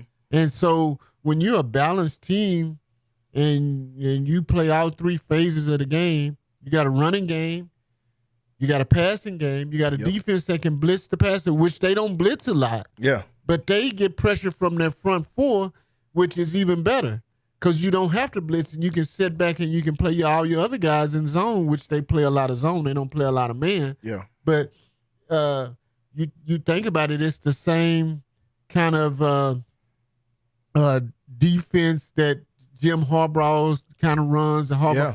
And so it's been that same type of defense. Let's play zone and let's bend but don't break, and let's create pressure with our front 4 guys and just sit back and bring everything inside and let's crash it. But I think they're probably my top 1 or 2 teams in the AFC. Yeah, to be honest, for sure. And I'm agreeing with everything you're saying, not just because I'm a fan of the team, but because of just the way that this team has been built over the last couple of years. The front office, in line with DeMeco Ryans. First of all, it's great when your front office and your head coach can be on the same page of how you want to build a team. We know DeMeco Ryans came from that 49ers tree where he was at before, so he wanted to build his team like that, and he's been able to do it. He went out of free agency and got Al Shahir, that is one of our leading linebackers out there. He's drafted well. He went and got a Jimmy Ward that used to play for him in 49ers. And we're getting a lot of production on the defensive side from our young guys. Henry To'oTo'o, who we drafted from Alabama last year, he's our leading tackler right now on the team. You trade up and draft a Will Anderson, and the type of pressure that he's been able to create. Him and Danielle Hunter both got a couple sacks through the first couple games of the year. We're starting a rookie at corner on the opposite side of Derek Stingley, who's another guy we drafted high. On the other side of him, you got Kamari Lassiter that we drafted last year. Kalen Bullock we drafted last year. These are all guys making a big impact. Jalen Petrie, who came from Baylor. Guys that are making huge impacts early in their career. And this defense is just flying around the ball on the offensive side of the ball. C.J. Stroud, probably one of the most poised quarterbacks in the league already, which is crazy to say at such a young age for him. It's only his second year starting. Him and Caleb Williams are the same age. I think Caleb Williams might be a little bit older than him. And you look at Caleb Williams just coming into the league now and some of the struggles that he's had through the first couple games. But they're loaded on the offensive side of the ball. They're loaded at receiver. They can run the ball multiple different ways. This team is dangerous. And like you said, I think the Houston Texans have built their team to be the team to unseat the Kansas City Chiefs. I think they built it around the strengths of a Kansas City and what can take out Mahomes and those guys. Just to piggyback off of what you're saying, perfectly constructed team. I mean, their personnel department has done a wonderful job putting this team together. Yeah, because they're strong. They don't have a lot of weaknesses on their team. I mean, when you look at the skill position, you look at the tight end, you look at the running back. They have each year everything that they have needed. They have went out and addressed it. Yeah. If we're weak here, we're going to go out and we're going to draft it, or we're going to trade for it, or we're going to sign it in free agent, and that's what they've done. And they perfectly constructed. Yeah. To compete now and to be a Super Bowl contender. And so, man, I look for big things out of the Houston Texans this year because, I mean, and they're showing it. They're showing it on the field. They're competing. They got a good young coach that believes in his players, that has a relationship with his players and able to communicate and talk with them. And as a player, that's you love that. And these guys will run through a brick wall for him because they love him. Yeah. So it's going to be interesting.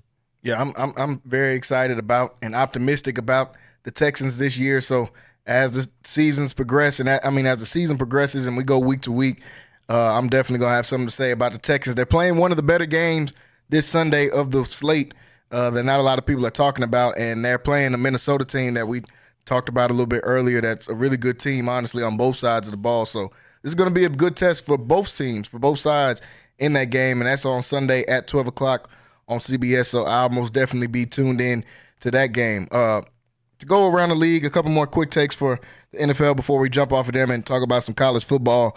I want to talk a little bit about the Cardinals and their win over the Rams. For one, I want to talk about Kyler Murray, who everybody kind of wrote off the last couple of years. We know the reports that came out of the locker room that he's not a good leader, or maybe he is too small to go out there and he maybe can't see over the lineman, all this kind of stuff. Through the first 2 weeks, he's been putting up numbers. They played a really good Rams team, a Rams team that was in the playoffs last year, and he smoked them pretty much, 41-10. He goes 17 for 21, 3 touchdowns, no picks in the game, a 96 QBR. They're getting production out of their running game with James Conner, who came from Pittsburgh a few years ago.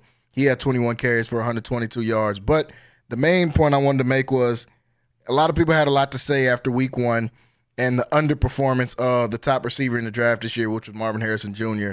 We saw what he did at Ohio State. We talked about, I think me and PJ brought it up a couple weeks ago, or maybe last week, about how he said he thought he was the best receiver to ever come out of Ohio State, and just his resume that he put up at Ohio State. So top receiver coming off the board this year in the draft, only had 19 yards in week 1.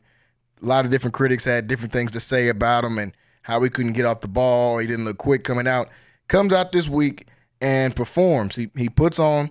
He does what he's been doing his whole life. He had 4 catches, 130 yards, and 2 touchdowns. 2 huge catches that he got and was able to get away from the defense and shined like he did at Ohio State. So while we have you here, a former receiver in college and in the NFL, I just want to get your take on what do you think about Marvin Harrison and the game he had last week, and then what he can do this season.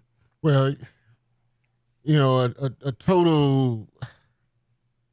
a totally great game by him, and the coaching staff for making a commitment to get him the ball. You have to commit to getting your guys the ball. You have to game plan for it. Mm-hmm. And like I said, sometimes you have to do different things to do that. You have to be able to move these guys around. Defenses are complex. Yeah. And if you just vanilla, and you go out and you just keep this guy on the right hand side of the ball out there, and he lines up in the same position all day. And it's easy to game plan for that. But what you have to do is you have to be able to move him around, put him in motion, and you have to make a commitment to get him the ball. And Arizona made a commitment to get this guy the ball last week. We're going to get him the ball. We're going to run some plays for him. We're going to kind of isolate him and see how we can isolate him with some motion and using him to one side of the field and using a bunch on the other side of the field and bringing him over by himself. Yeah. And that's what they did. He's kind of shown what he's going to do for the near future. As far as the NFL. He was a big-time receiver at Ohio State. Dad was a big-time receiver, so he has it in his genes. So I expect nothing less from him but to go out and shine. So a good young player. And if Kyler Murray wants to stay in this league, kind of, it's one of those guys you're going to have to go out and you're going to have to force feed the ball week in and week out. Yeah, I didn't like his take on saying it's not my job to get him the ball. It's like, bro, you the quarterback. I understand what you were trying to say. You heard what I said. If he wants to be, with an injury and all of these guys that's coming out now that it's a quarterback-driven league. It's a receiver quarterback-driven league. And so you're going to have to force feed your guys and get them the ball. And that's the kind of league we play in now. So they made an effort to do that last week, and it was successful. And they came out and they ran over the Rams. Yeah. So you're not going to be able to do that every week, but you have a running back in there with James Conner that's pretty good guy that can come out the backfield, catch the ball, and is able to run the ball as well. So with the combination of those guys and the tight end and their offensive line looked pretty good last weekend. So if they can sustain that throughout the season, one of those teams that's going to be on the rise, because it's every year you get teams that's on the rise and you get teams that kind of deflate. And I can say the NFC East with the Cowboys and the Eagles not being able to rush the passer and losing to Atlanta, you're gonna have these teams that kind of that's on that scale, that balancing scale that's gonna be up and down. So we'll see as the season progresses. Yeah, and the Rams might be one of those teams. They made the playoffs last year, starting the season 0-2 right now. That might fall out, and maybe a Cardinals team might end up taking the spot of them. Yeah. So that'll be interesting to watch in that NFC West that's looking to be pretty competitive as the season starts. Before we move on to college football, you kind of alluded to it, talking about Marvin Harrison Jr.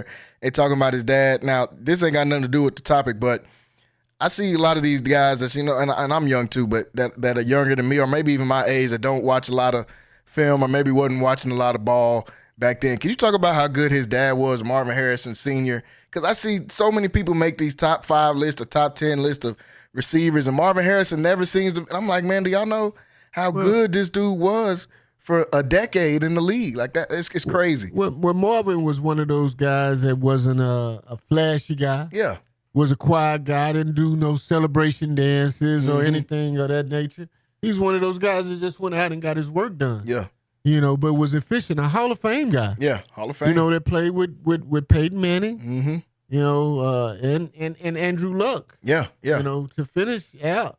But he was one of those guys, a very probably one of the top 5 receivers on my list. Yeah. Because he played during my era. And like I said, he was just one of those guys that went out and handled his business, in a classy way. Was one of those guys that's just going to catch his touchdown and throw it. Back to the ref. Yeah. He wasn't a T.O. type of guy that's going to go get the pom-poms and shake them, and do all of that type of thing. But he was, he was a very brilliant player. Yeah. And, kudos to him and for his son to come into the league and had an opportunity to try to do what his father did is a great honor. Yeah, it is. So for y'all that are watching, man, go out there and do your homework before y'all make some more of these lists. Marvin Harrison, a bad boy, Come on, man. Bad Marvin boy, Harrison, man. one of the best to ever put them cleats on and put on a number 88 and out he there. can do it all. He can do it all. He can catch. He could go deep. Yeah. Or he could catch it in the intermediate. And he was a good route runner. And a good route runner. Great route runner. So go out. A technician. Yes. Go out, like you said, go out and go watch some of that film on them. Folks, so we got a lot of good games on the NFL slate this weekend. Want to touch a little bit on the college slate of games that we have this weekend. Before we let you go here, Wayne, I want to talk a little bit about some of these teams. So, new number 1 team in the nation. AP poll came out after the games from this last weekend and changed the rankings, moved Georgia down to number 2, and the Texas Longhorns have moved up to that number 1 spot after a demolition job against UTSA, which we expected. But the way that they handled Michigan and that they handled Colorado State and through these first 3 weeks of the season has been something great to watch. Georgia really, really struggled against Kentucky this past weekend, just coming out with a slim victory in that game. So it's not like they dropped them way out, but they dropped them down to number 2. And that Texas moves up to number 1. Quinn Ewers sustains an injury, I think an abdominal injury in that game. And Arch Manning comes in the game. And like I said, folks, I know this was against UTSA. But, man, this dude looks like he has a chance to be special. Arch Manning comes in the game, dominates, goes for 5 touchdowns after playing 3 quarters, goes for 5 touchdowns, rushes for a 60-yard touchdown while doing that, 4 passing touchdowns as well. This Texas team looks good. I think they've got top-tier guys at every position. They lost a lot at the running back position early in the season or before the season even started. And these young guys have come in and picked up the slack, and they haven't missed a beat there. Their receiver room might be, if not the best, one of the best receiver rooms in the nation. When you look at Isaiah Bond out there, the freshman Ryan Wingo, they still got Jonte Cooks in there from DeSoto. That was a big-time recruit a couple years ago. Offensive line looks good. The defensive line, another unit that might be one of the best in the country, if not the best in the country. With the guys they got out there, they got Anthony Hills, just a freak athlete from a few years ago. That was the number 1 player in the country. They get the number 1 DN in the country. Colin Simmons from Duncanville comes in there. He's already making plays. Their front 7 looks good. The back end looks good in their secondary. This Texas team, through the first 3 weeks, honestly has looked like the best team in the nation. Either them or Ohio State. Ohio State's looked really good as well, too. They just haven't played a lot of good competition. But want to get your thoughts on this Texas team being number 1 team in the nation now. Yeah, man, Texas looks for real. Yeah. I played against Texas and, committed to Texas and end up at Texas Tech and played against these guys. And I'm not a Longhorn fan. Yeah, but, man, hey, but you got to give props with props. Oh, yeah. And these guys look like they're for real. They look like they're the real thing. Like you said, they look like the number 1 team, but they've been building for this for the last few years. They knew they were going to have this transition and going into the SEC. And so they built for this. They recruited well. Probably the last 3 or 4 years since Sark has been there, 1, 2, 3 in the country in recruiting classes. Yeah. And they got playmakers. They got legitimate guys. And then you add the NIL, you get transfers from Alabama, you get guys that you got Arch Manning, which was the number 1 quarterback in his class. Yeah. He goes out, you go out and get hurt, and you bring this guy in, and not only is he passing the ball, but I was looking at what he could do with his legs. Yeah. And he ran the ball really, really well. And I'm not going to get too high on him now because I know it was UTSA, yeah. But he looked really, really good.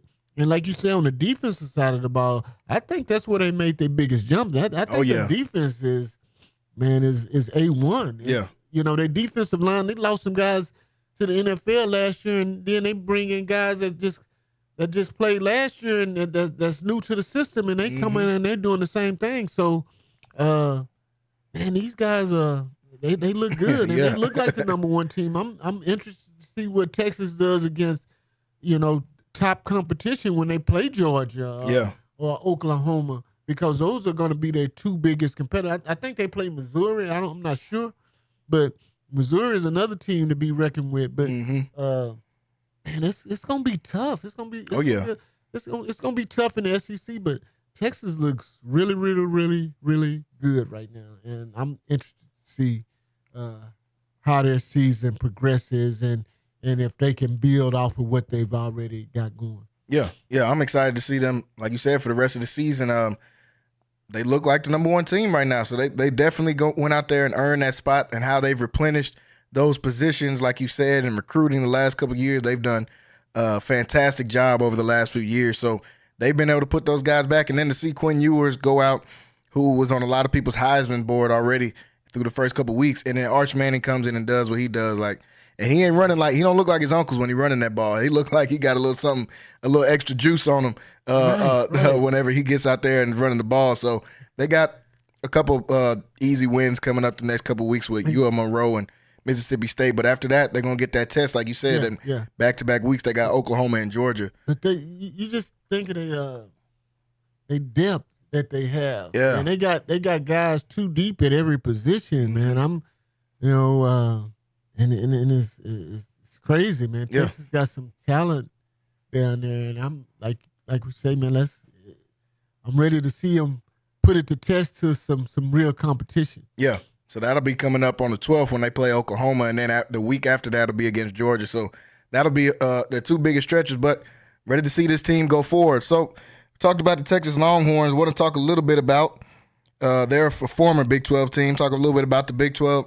Two Big 12 teams coming up this week in a game that we previewed with you on the show here at the beginning of the year as this week being a major turning point for either one of these programs, and that's the Baylor Bears taking on the Colorado Buffaloes.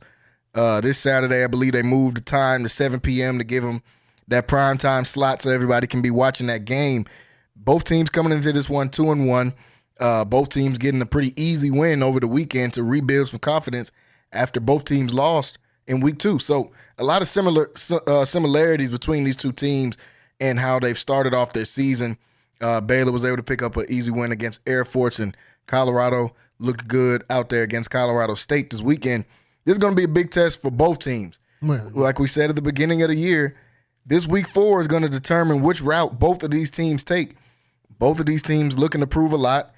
Had bad years last year. I think they were both 4-win teams. Looking to rebound coming in this year. They're both 2-1 coming into this game. And Baylor's got to travel up to Colorado in what's going to be a really tough environment for them. Baylor played with their backup quarterback last week, and Sawyer Robinson, he's going to be playing again most likely this week. I watched the press conference, and Dave Aranda said that he's day-to-day with DeQuan Finn. But honestly, this offense looked a little bit more connected with Sawyer Robinson in there. So I'm not sure which direction he's going to go with that, but I'm pretty sure Sawyer Robinson is going to play on Saturday when they take on Colorado. And on the Colorado side, they looked better against Colorado State, especially than they did last year. I think that game went to overtime last year, so they looked a lot better than they did last year playing them. But their problems still remain as far as protecting the quarterback. It's pretty much who's going to win these mismatches. Both teams have flaws that have already been exploited this year.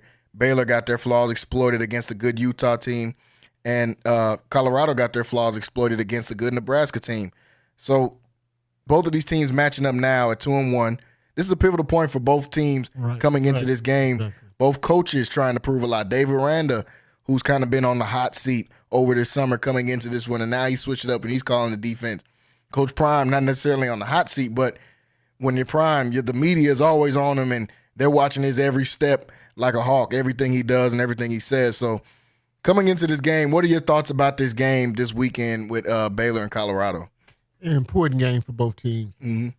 Jalen, we're here in Waco, so we see the Baylor side of it.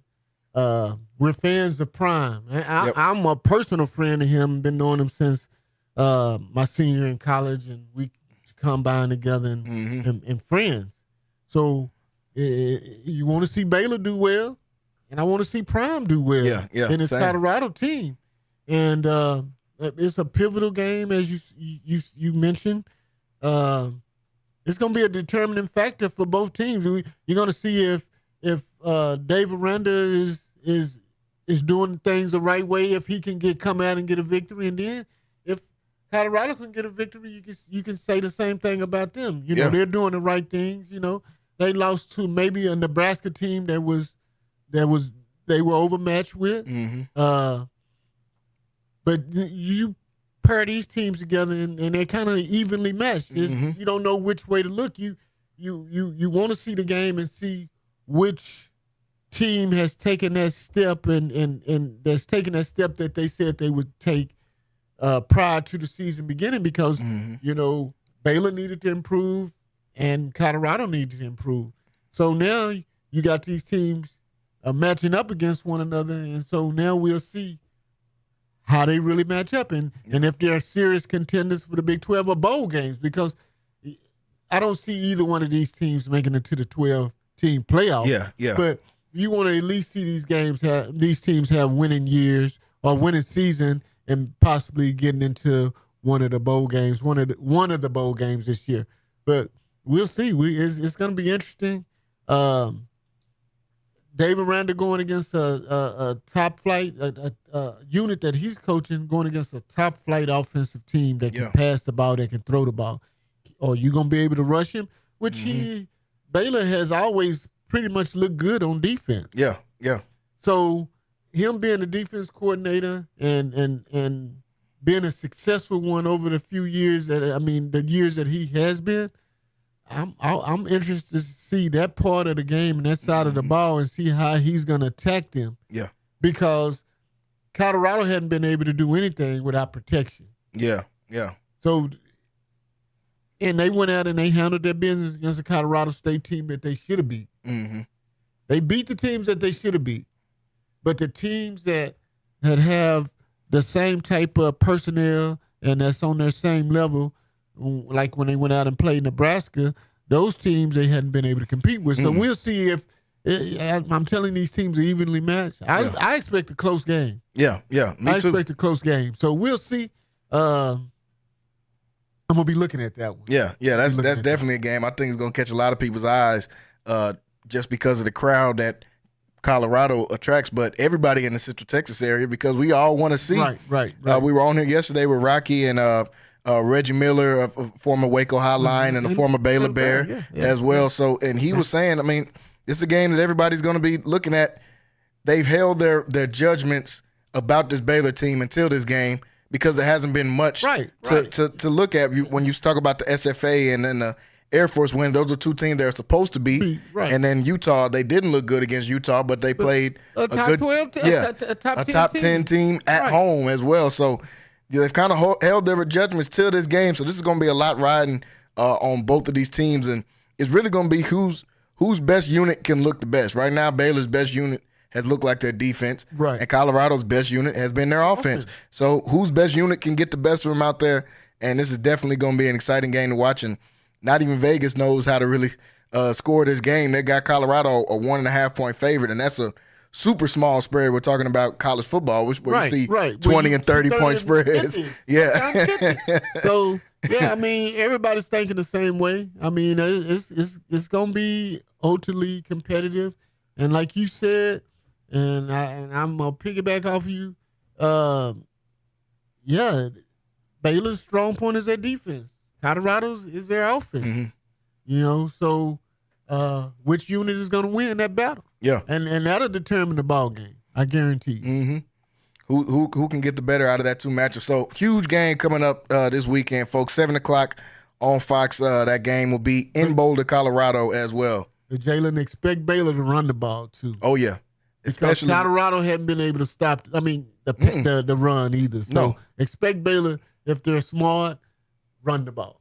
And they got somebody that's probably going to end up being their top running back in Bryson Washington back last week against Air Force, and he looked really good. I know it was Air Force, but he looked good, and he's a Central Texas product. He came out of that Franklin team that won state a couple years ago, and he looks like a problem. So I'm definitely expecting him to get a heavy running load in this game. So that'll be a huge game coming up. And before we get off of the Colorado topic, I just wanted to ask you about Shador's been in the media in the press a lot the last couple of weeks for not only their game against Nebraska and some of the comments that he had after the game with Nebraska and how they said he kind of threw his line in the bus, but he came back and he played well like he was supposed to against this Colorado State team. And Shador is a guy that's not like his father. That's not everybody's cup of tea. You can say some people don't like that he talks so much or that he has a podcast and that he has all these things. And You know, he has money, obviously, and he shows it. He likes to wear the nice chains and the nice watch and stuff like that, but he's earned that. That's not money from his dad, who we know is notoriously cheap. His dad's not just giving him a bunch of money. That's money that he's been able to earn in NIL and all this kind of stuff. So a lot of people have had a lot to say about him. I think he's one of the better quarterbacks in the nation, and he proved that going out against this Colorado State team, and he got a lot to prove coming into this game. But what are your thoughts just about Shedeur and some of the media that's been surrounding him the last couple of weeks? Well, Shedeur has got to understand that he's going to have guys that's going to be jealous of him. Yeah. You know, you Deion's son. You know, a lot of these guys think that things are given to you because of that reason. Mm-hmm. You know, so you just have to keep quiet. And you just got to go out and take care of your business and play ball. Yeah. You know, the problem he has is he responds to it. Yeah, exactly. You know, exactly. Man, go out and make your money. I mean, because I was looking at a deal today where they say his NIL, he's made over $44 million. You know, I mean, yeah, that's a lot of money. That's a lot of money in college. Yeah. You know, so you able to do, you know, you got KFC commercials, you got your own shoe deal with Nike. Yep. You know, you got your own podcast. Mm-hmm. You know, which, you know, he got millions of followers on there. Mm-hmm. Man, just make your money. You don't even have to respond to it. You got to respond to it with your play on the field. Exactly. And what a lot of people are saying is the money don't dictate your play on the field. Mm-hmm.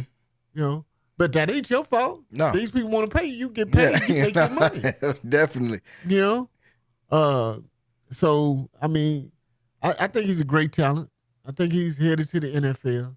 But he just got to have more class with his own personal self and say, hey, I'm not going to respond to these guys, you know, trying to humiliate me or trying to down talk me, and I'm just going to go out and I'm going to do my talking with my arm in my play.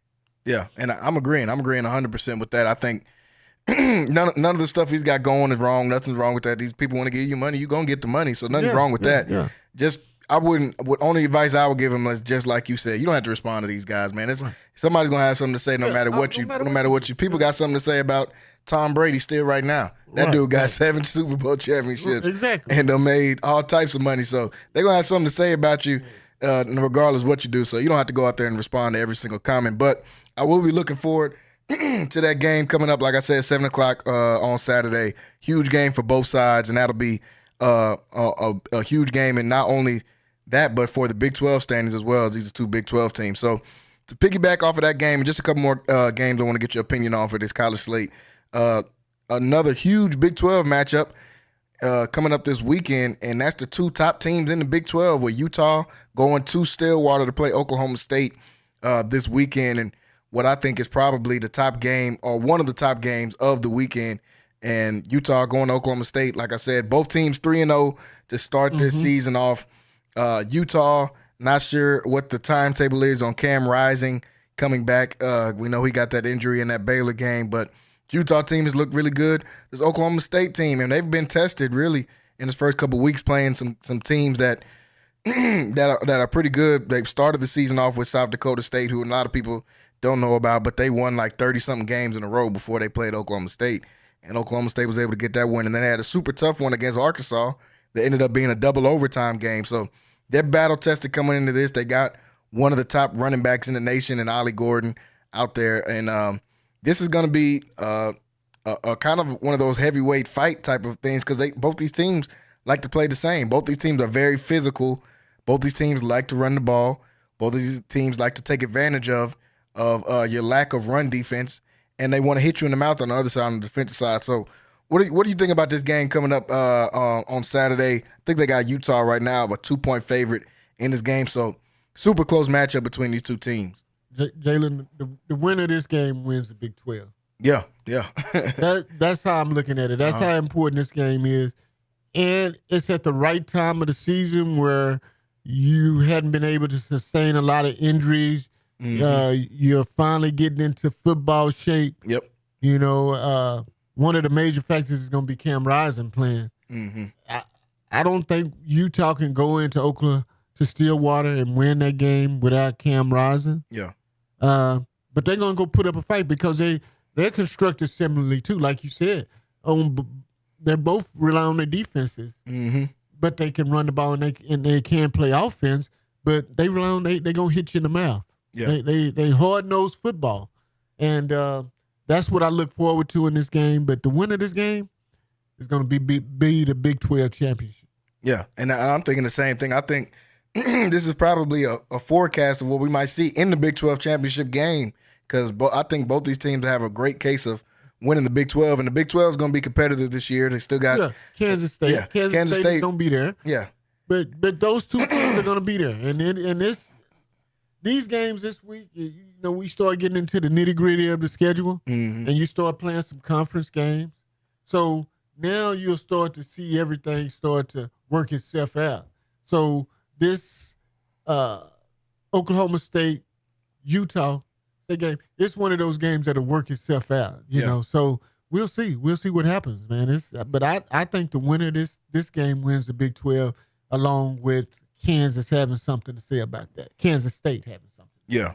Anyway. Yeah, that's going to be a huge game. Like you said, I'm agreeing with you. Winner of this game is probably going to win the Big 12. So huge game coming up. That game is at 3 o'clock. That'll be also on Fox. So I am excited to be able to sit in front of the TV and watch that one coming up this weekend. One more game I want to get your opinion on, and what is, if not the last game we talked about was the best, this one will probably be the best game.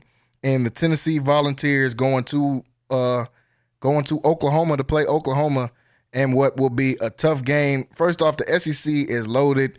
They've got 3 teams. They got 4 teams in the top 5. They've got 6 teams in the top 10, which is crazy to think about. And then they still got LSU, who's ranked at 16, and Texas A&M, who's ranked at 25.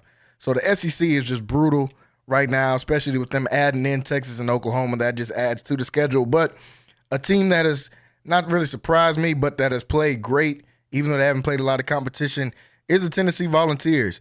And their quarterback, Nico, I don't really know how to say his last name, so I'm not going to butcher it, but he has looked amazing through his first start. I mean, he's a freshman. The dude is a freshman. I know he's the number 1 quarterback that came out in his class and all that, so he's expected to do a lot. But, man, this dude has looked sensational through 3 games, almost 700 yards and 6 touchdowns through 3 games of the season. And they're taking on an Oklahoma team that's tough, that wants to prove, hey, we can hang with some of these teams in the SEC, because people like myself believe that they're not really going to hang with a lot of these teams in the SEC. But through their first 3 games, they're 3-0.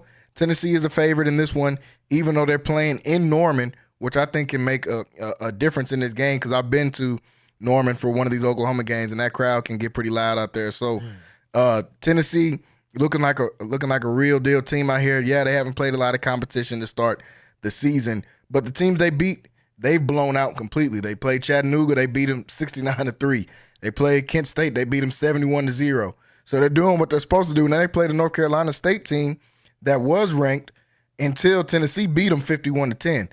And then on the other side of it, Oklahoma struggled against a Houston team who's probably honestly going to be a bottom feeder in the Big 12. They struggled in that game. They won 16-12, and they struggled for majority of the game against Tulane. They won that game 34-19. So big game coming up for both sides. Tennessee, they want to prove that, hey, we're one of these top teams in the SEC, and Oklahoma kind of just wanted to prove that they belong as one of those top teams in the SEC. So how do you see this game going on Saturday? Well, like you said, coming to Oklahoma is going to be tough. You know, Oklahoma has been playing pretty good defense, and I think that is the strength of their team. Yeah. So you're playing against a freshman quarterback that's going into an environment that's like no other, which, you know, playing in Neyland Stadium is pretty good. I mean, it's a big stadium, but you're at home. Mm-hmm. But when you have to go on the road and you have to play in front of somebody else's crowd, and you're going to see crimson red all over the place. Oh, yeah. It could be pretty intimidating. So we're going to see if he can go in and he can be calm and he can play under control, Tennessee will be the winner. But if he's rattled a little bit and go in and is nervous and that crowd gonna be on him. And that crowd's gonna be on him. That's not one of the places you want to go and think you're not gonna get touched, because you're gonna get touched. You're gonna get some really bad names called when you go to Oklahoma. But we'll see if he can keep his calm about himself.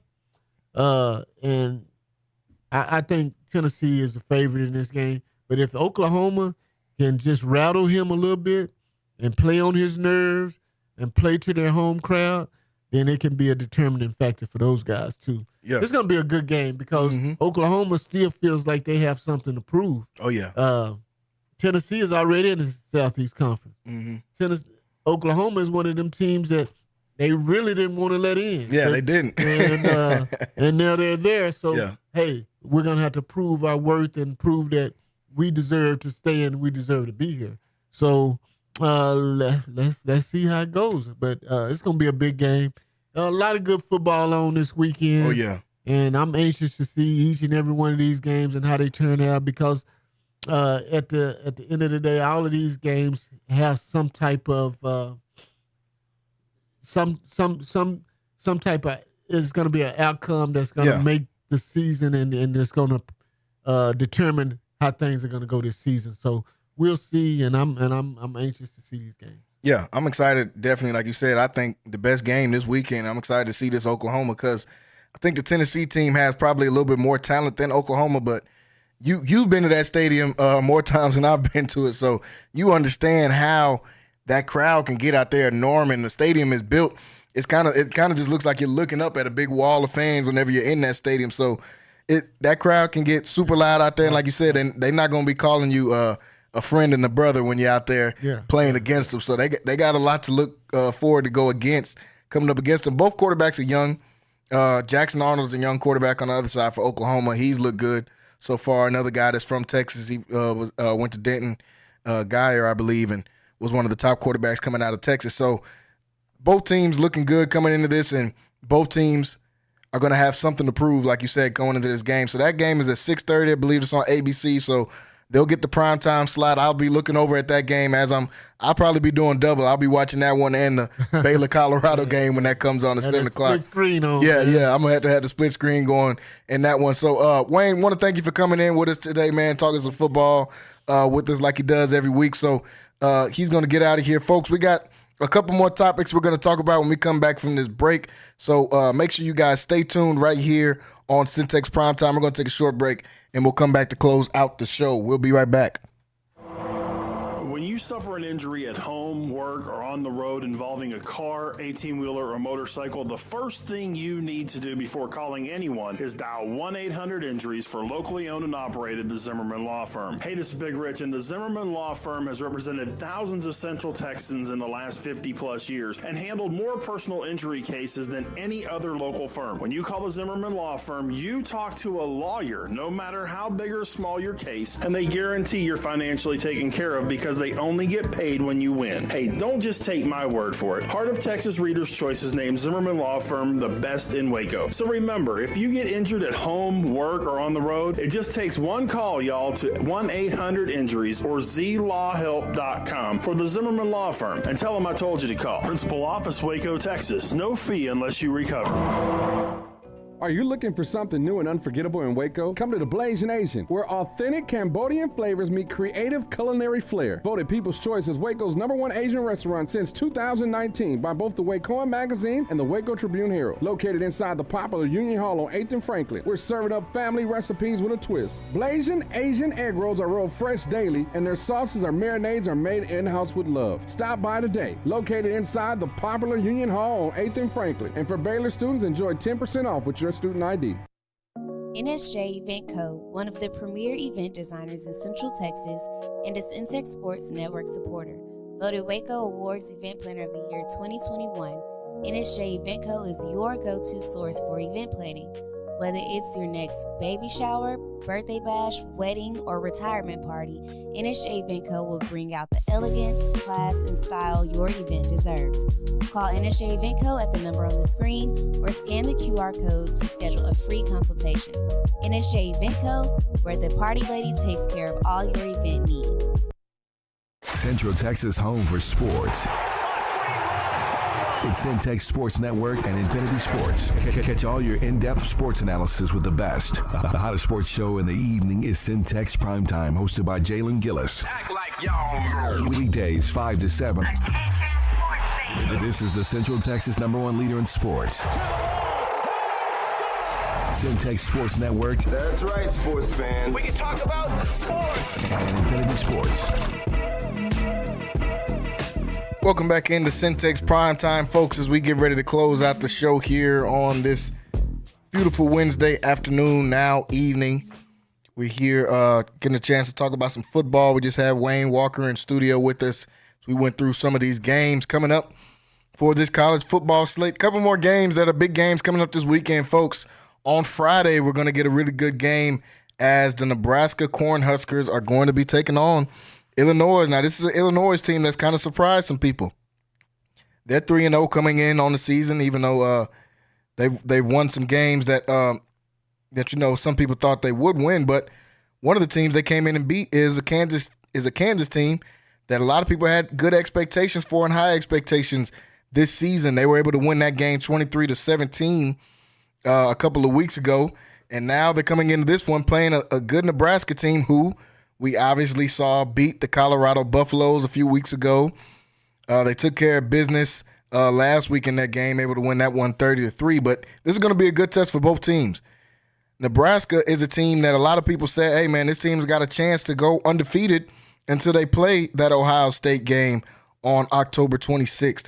After this, they got Purdue, and I know that Purdue game is going to be a tough one as well for the Cornhuskers.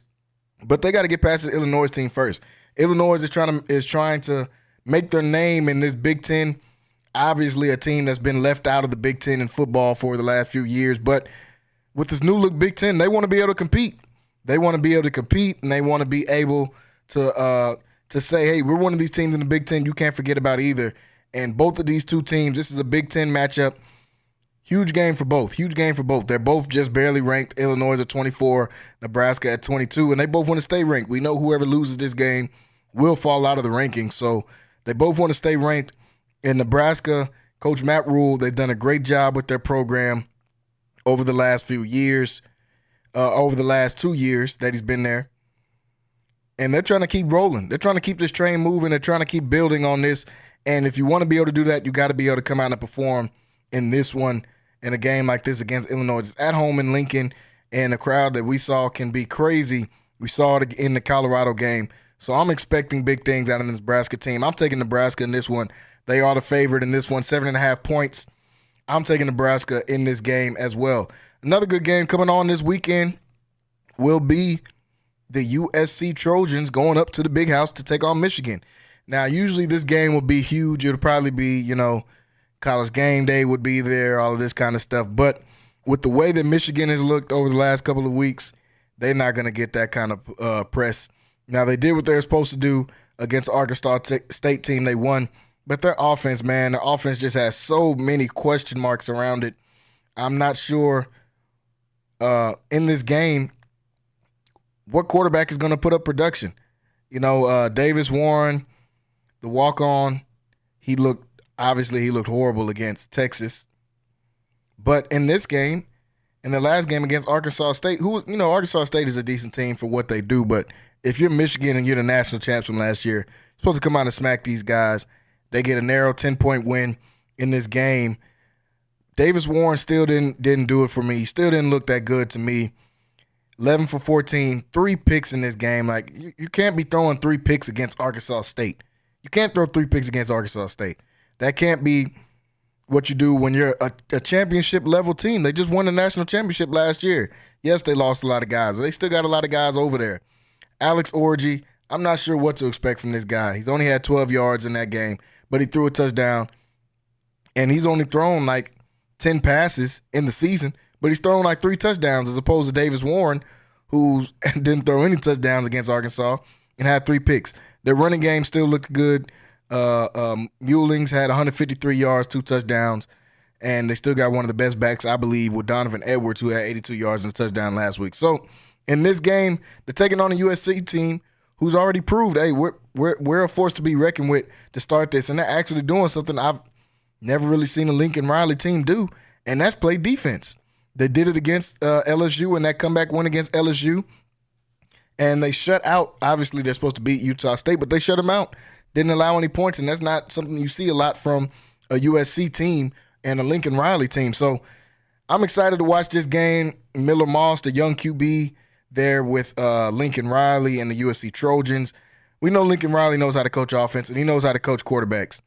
Arguably has one of the best quarterback tree coming out of college in the last 10 years, and maybe even longer than that when you think about Baker Mayfield and think about Kyler Murray and Jalen Hurts and what those guys were able to do.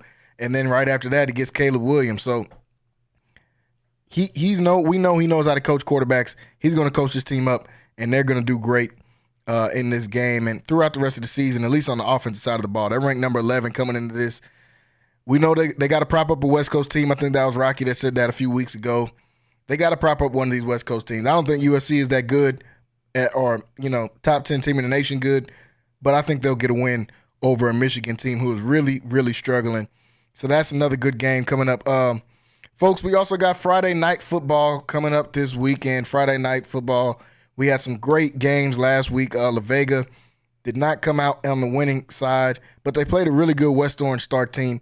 And we'll get to talk about that more when you guys tune in on Friday to the Friday Night Light edition of Centex Primetime. But this team, there's some really good high school teams in the Central Texas area. The Midway Panthers improved to 3-0 on the season.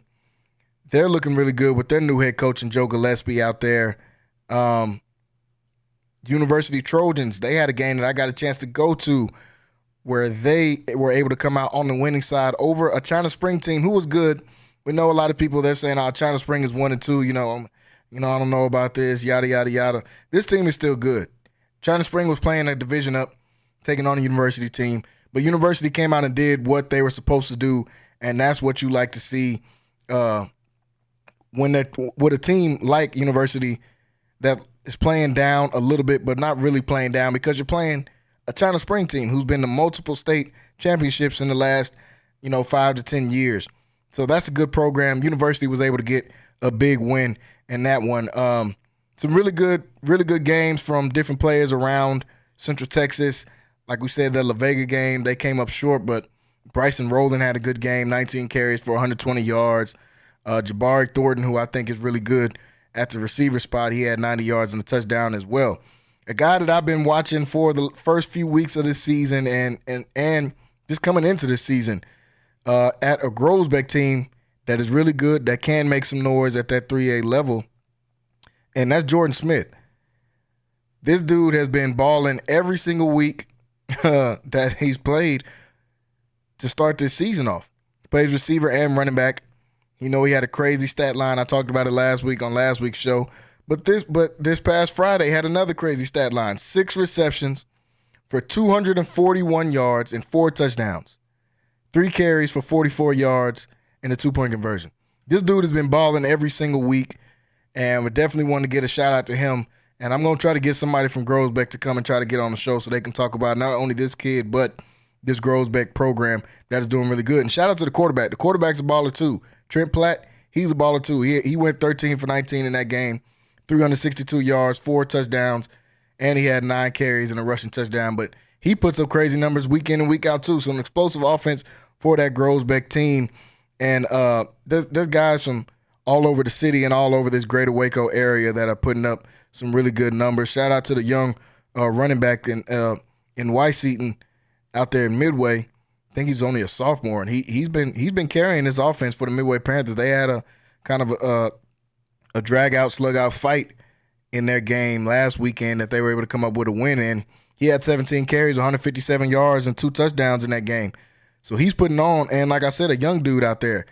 This University team, though, I talked about them a little bit a second ago.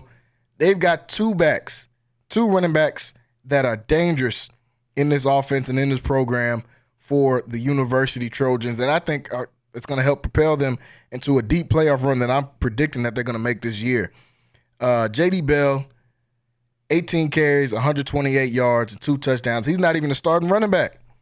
They play a kind of a lightning and thunder system here with their running game, and Ladarius Evans, who gets the start, he had 20 carries, 140 yards, and a touchdown.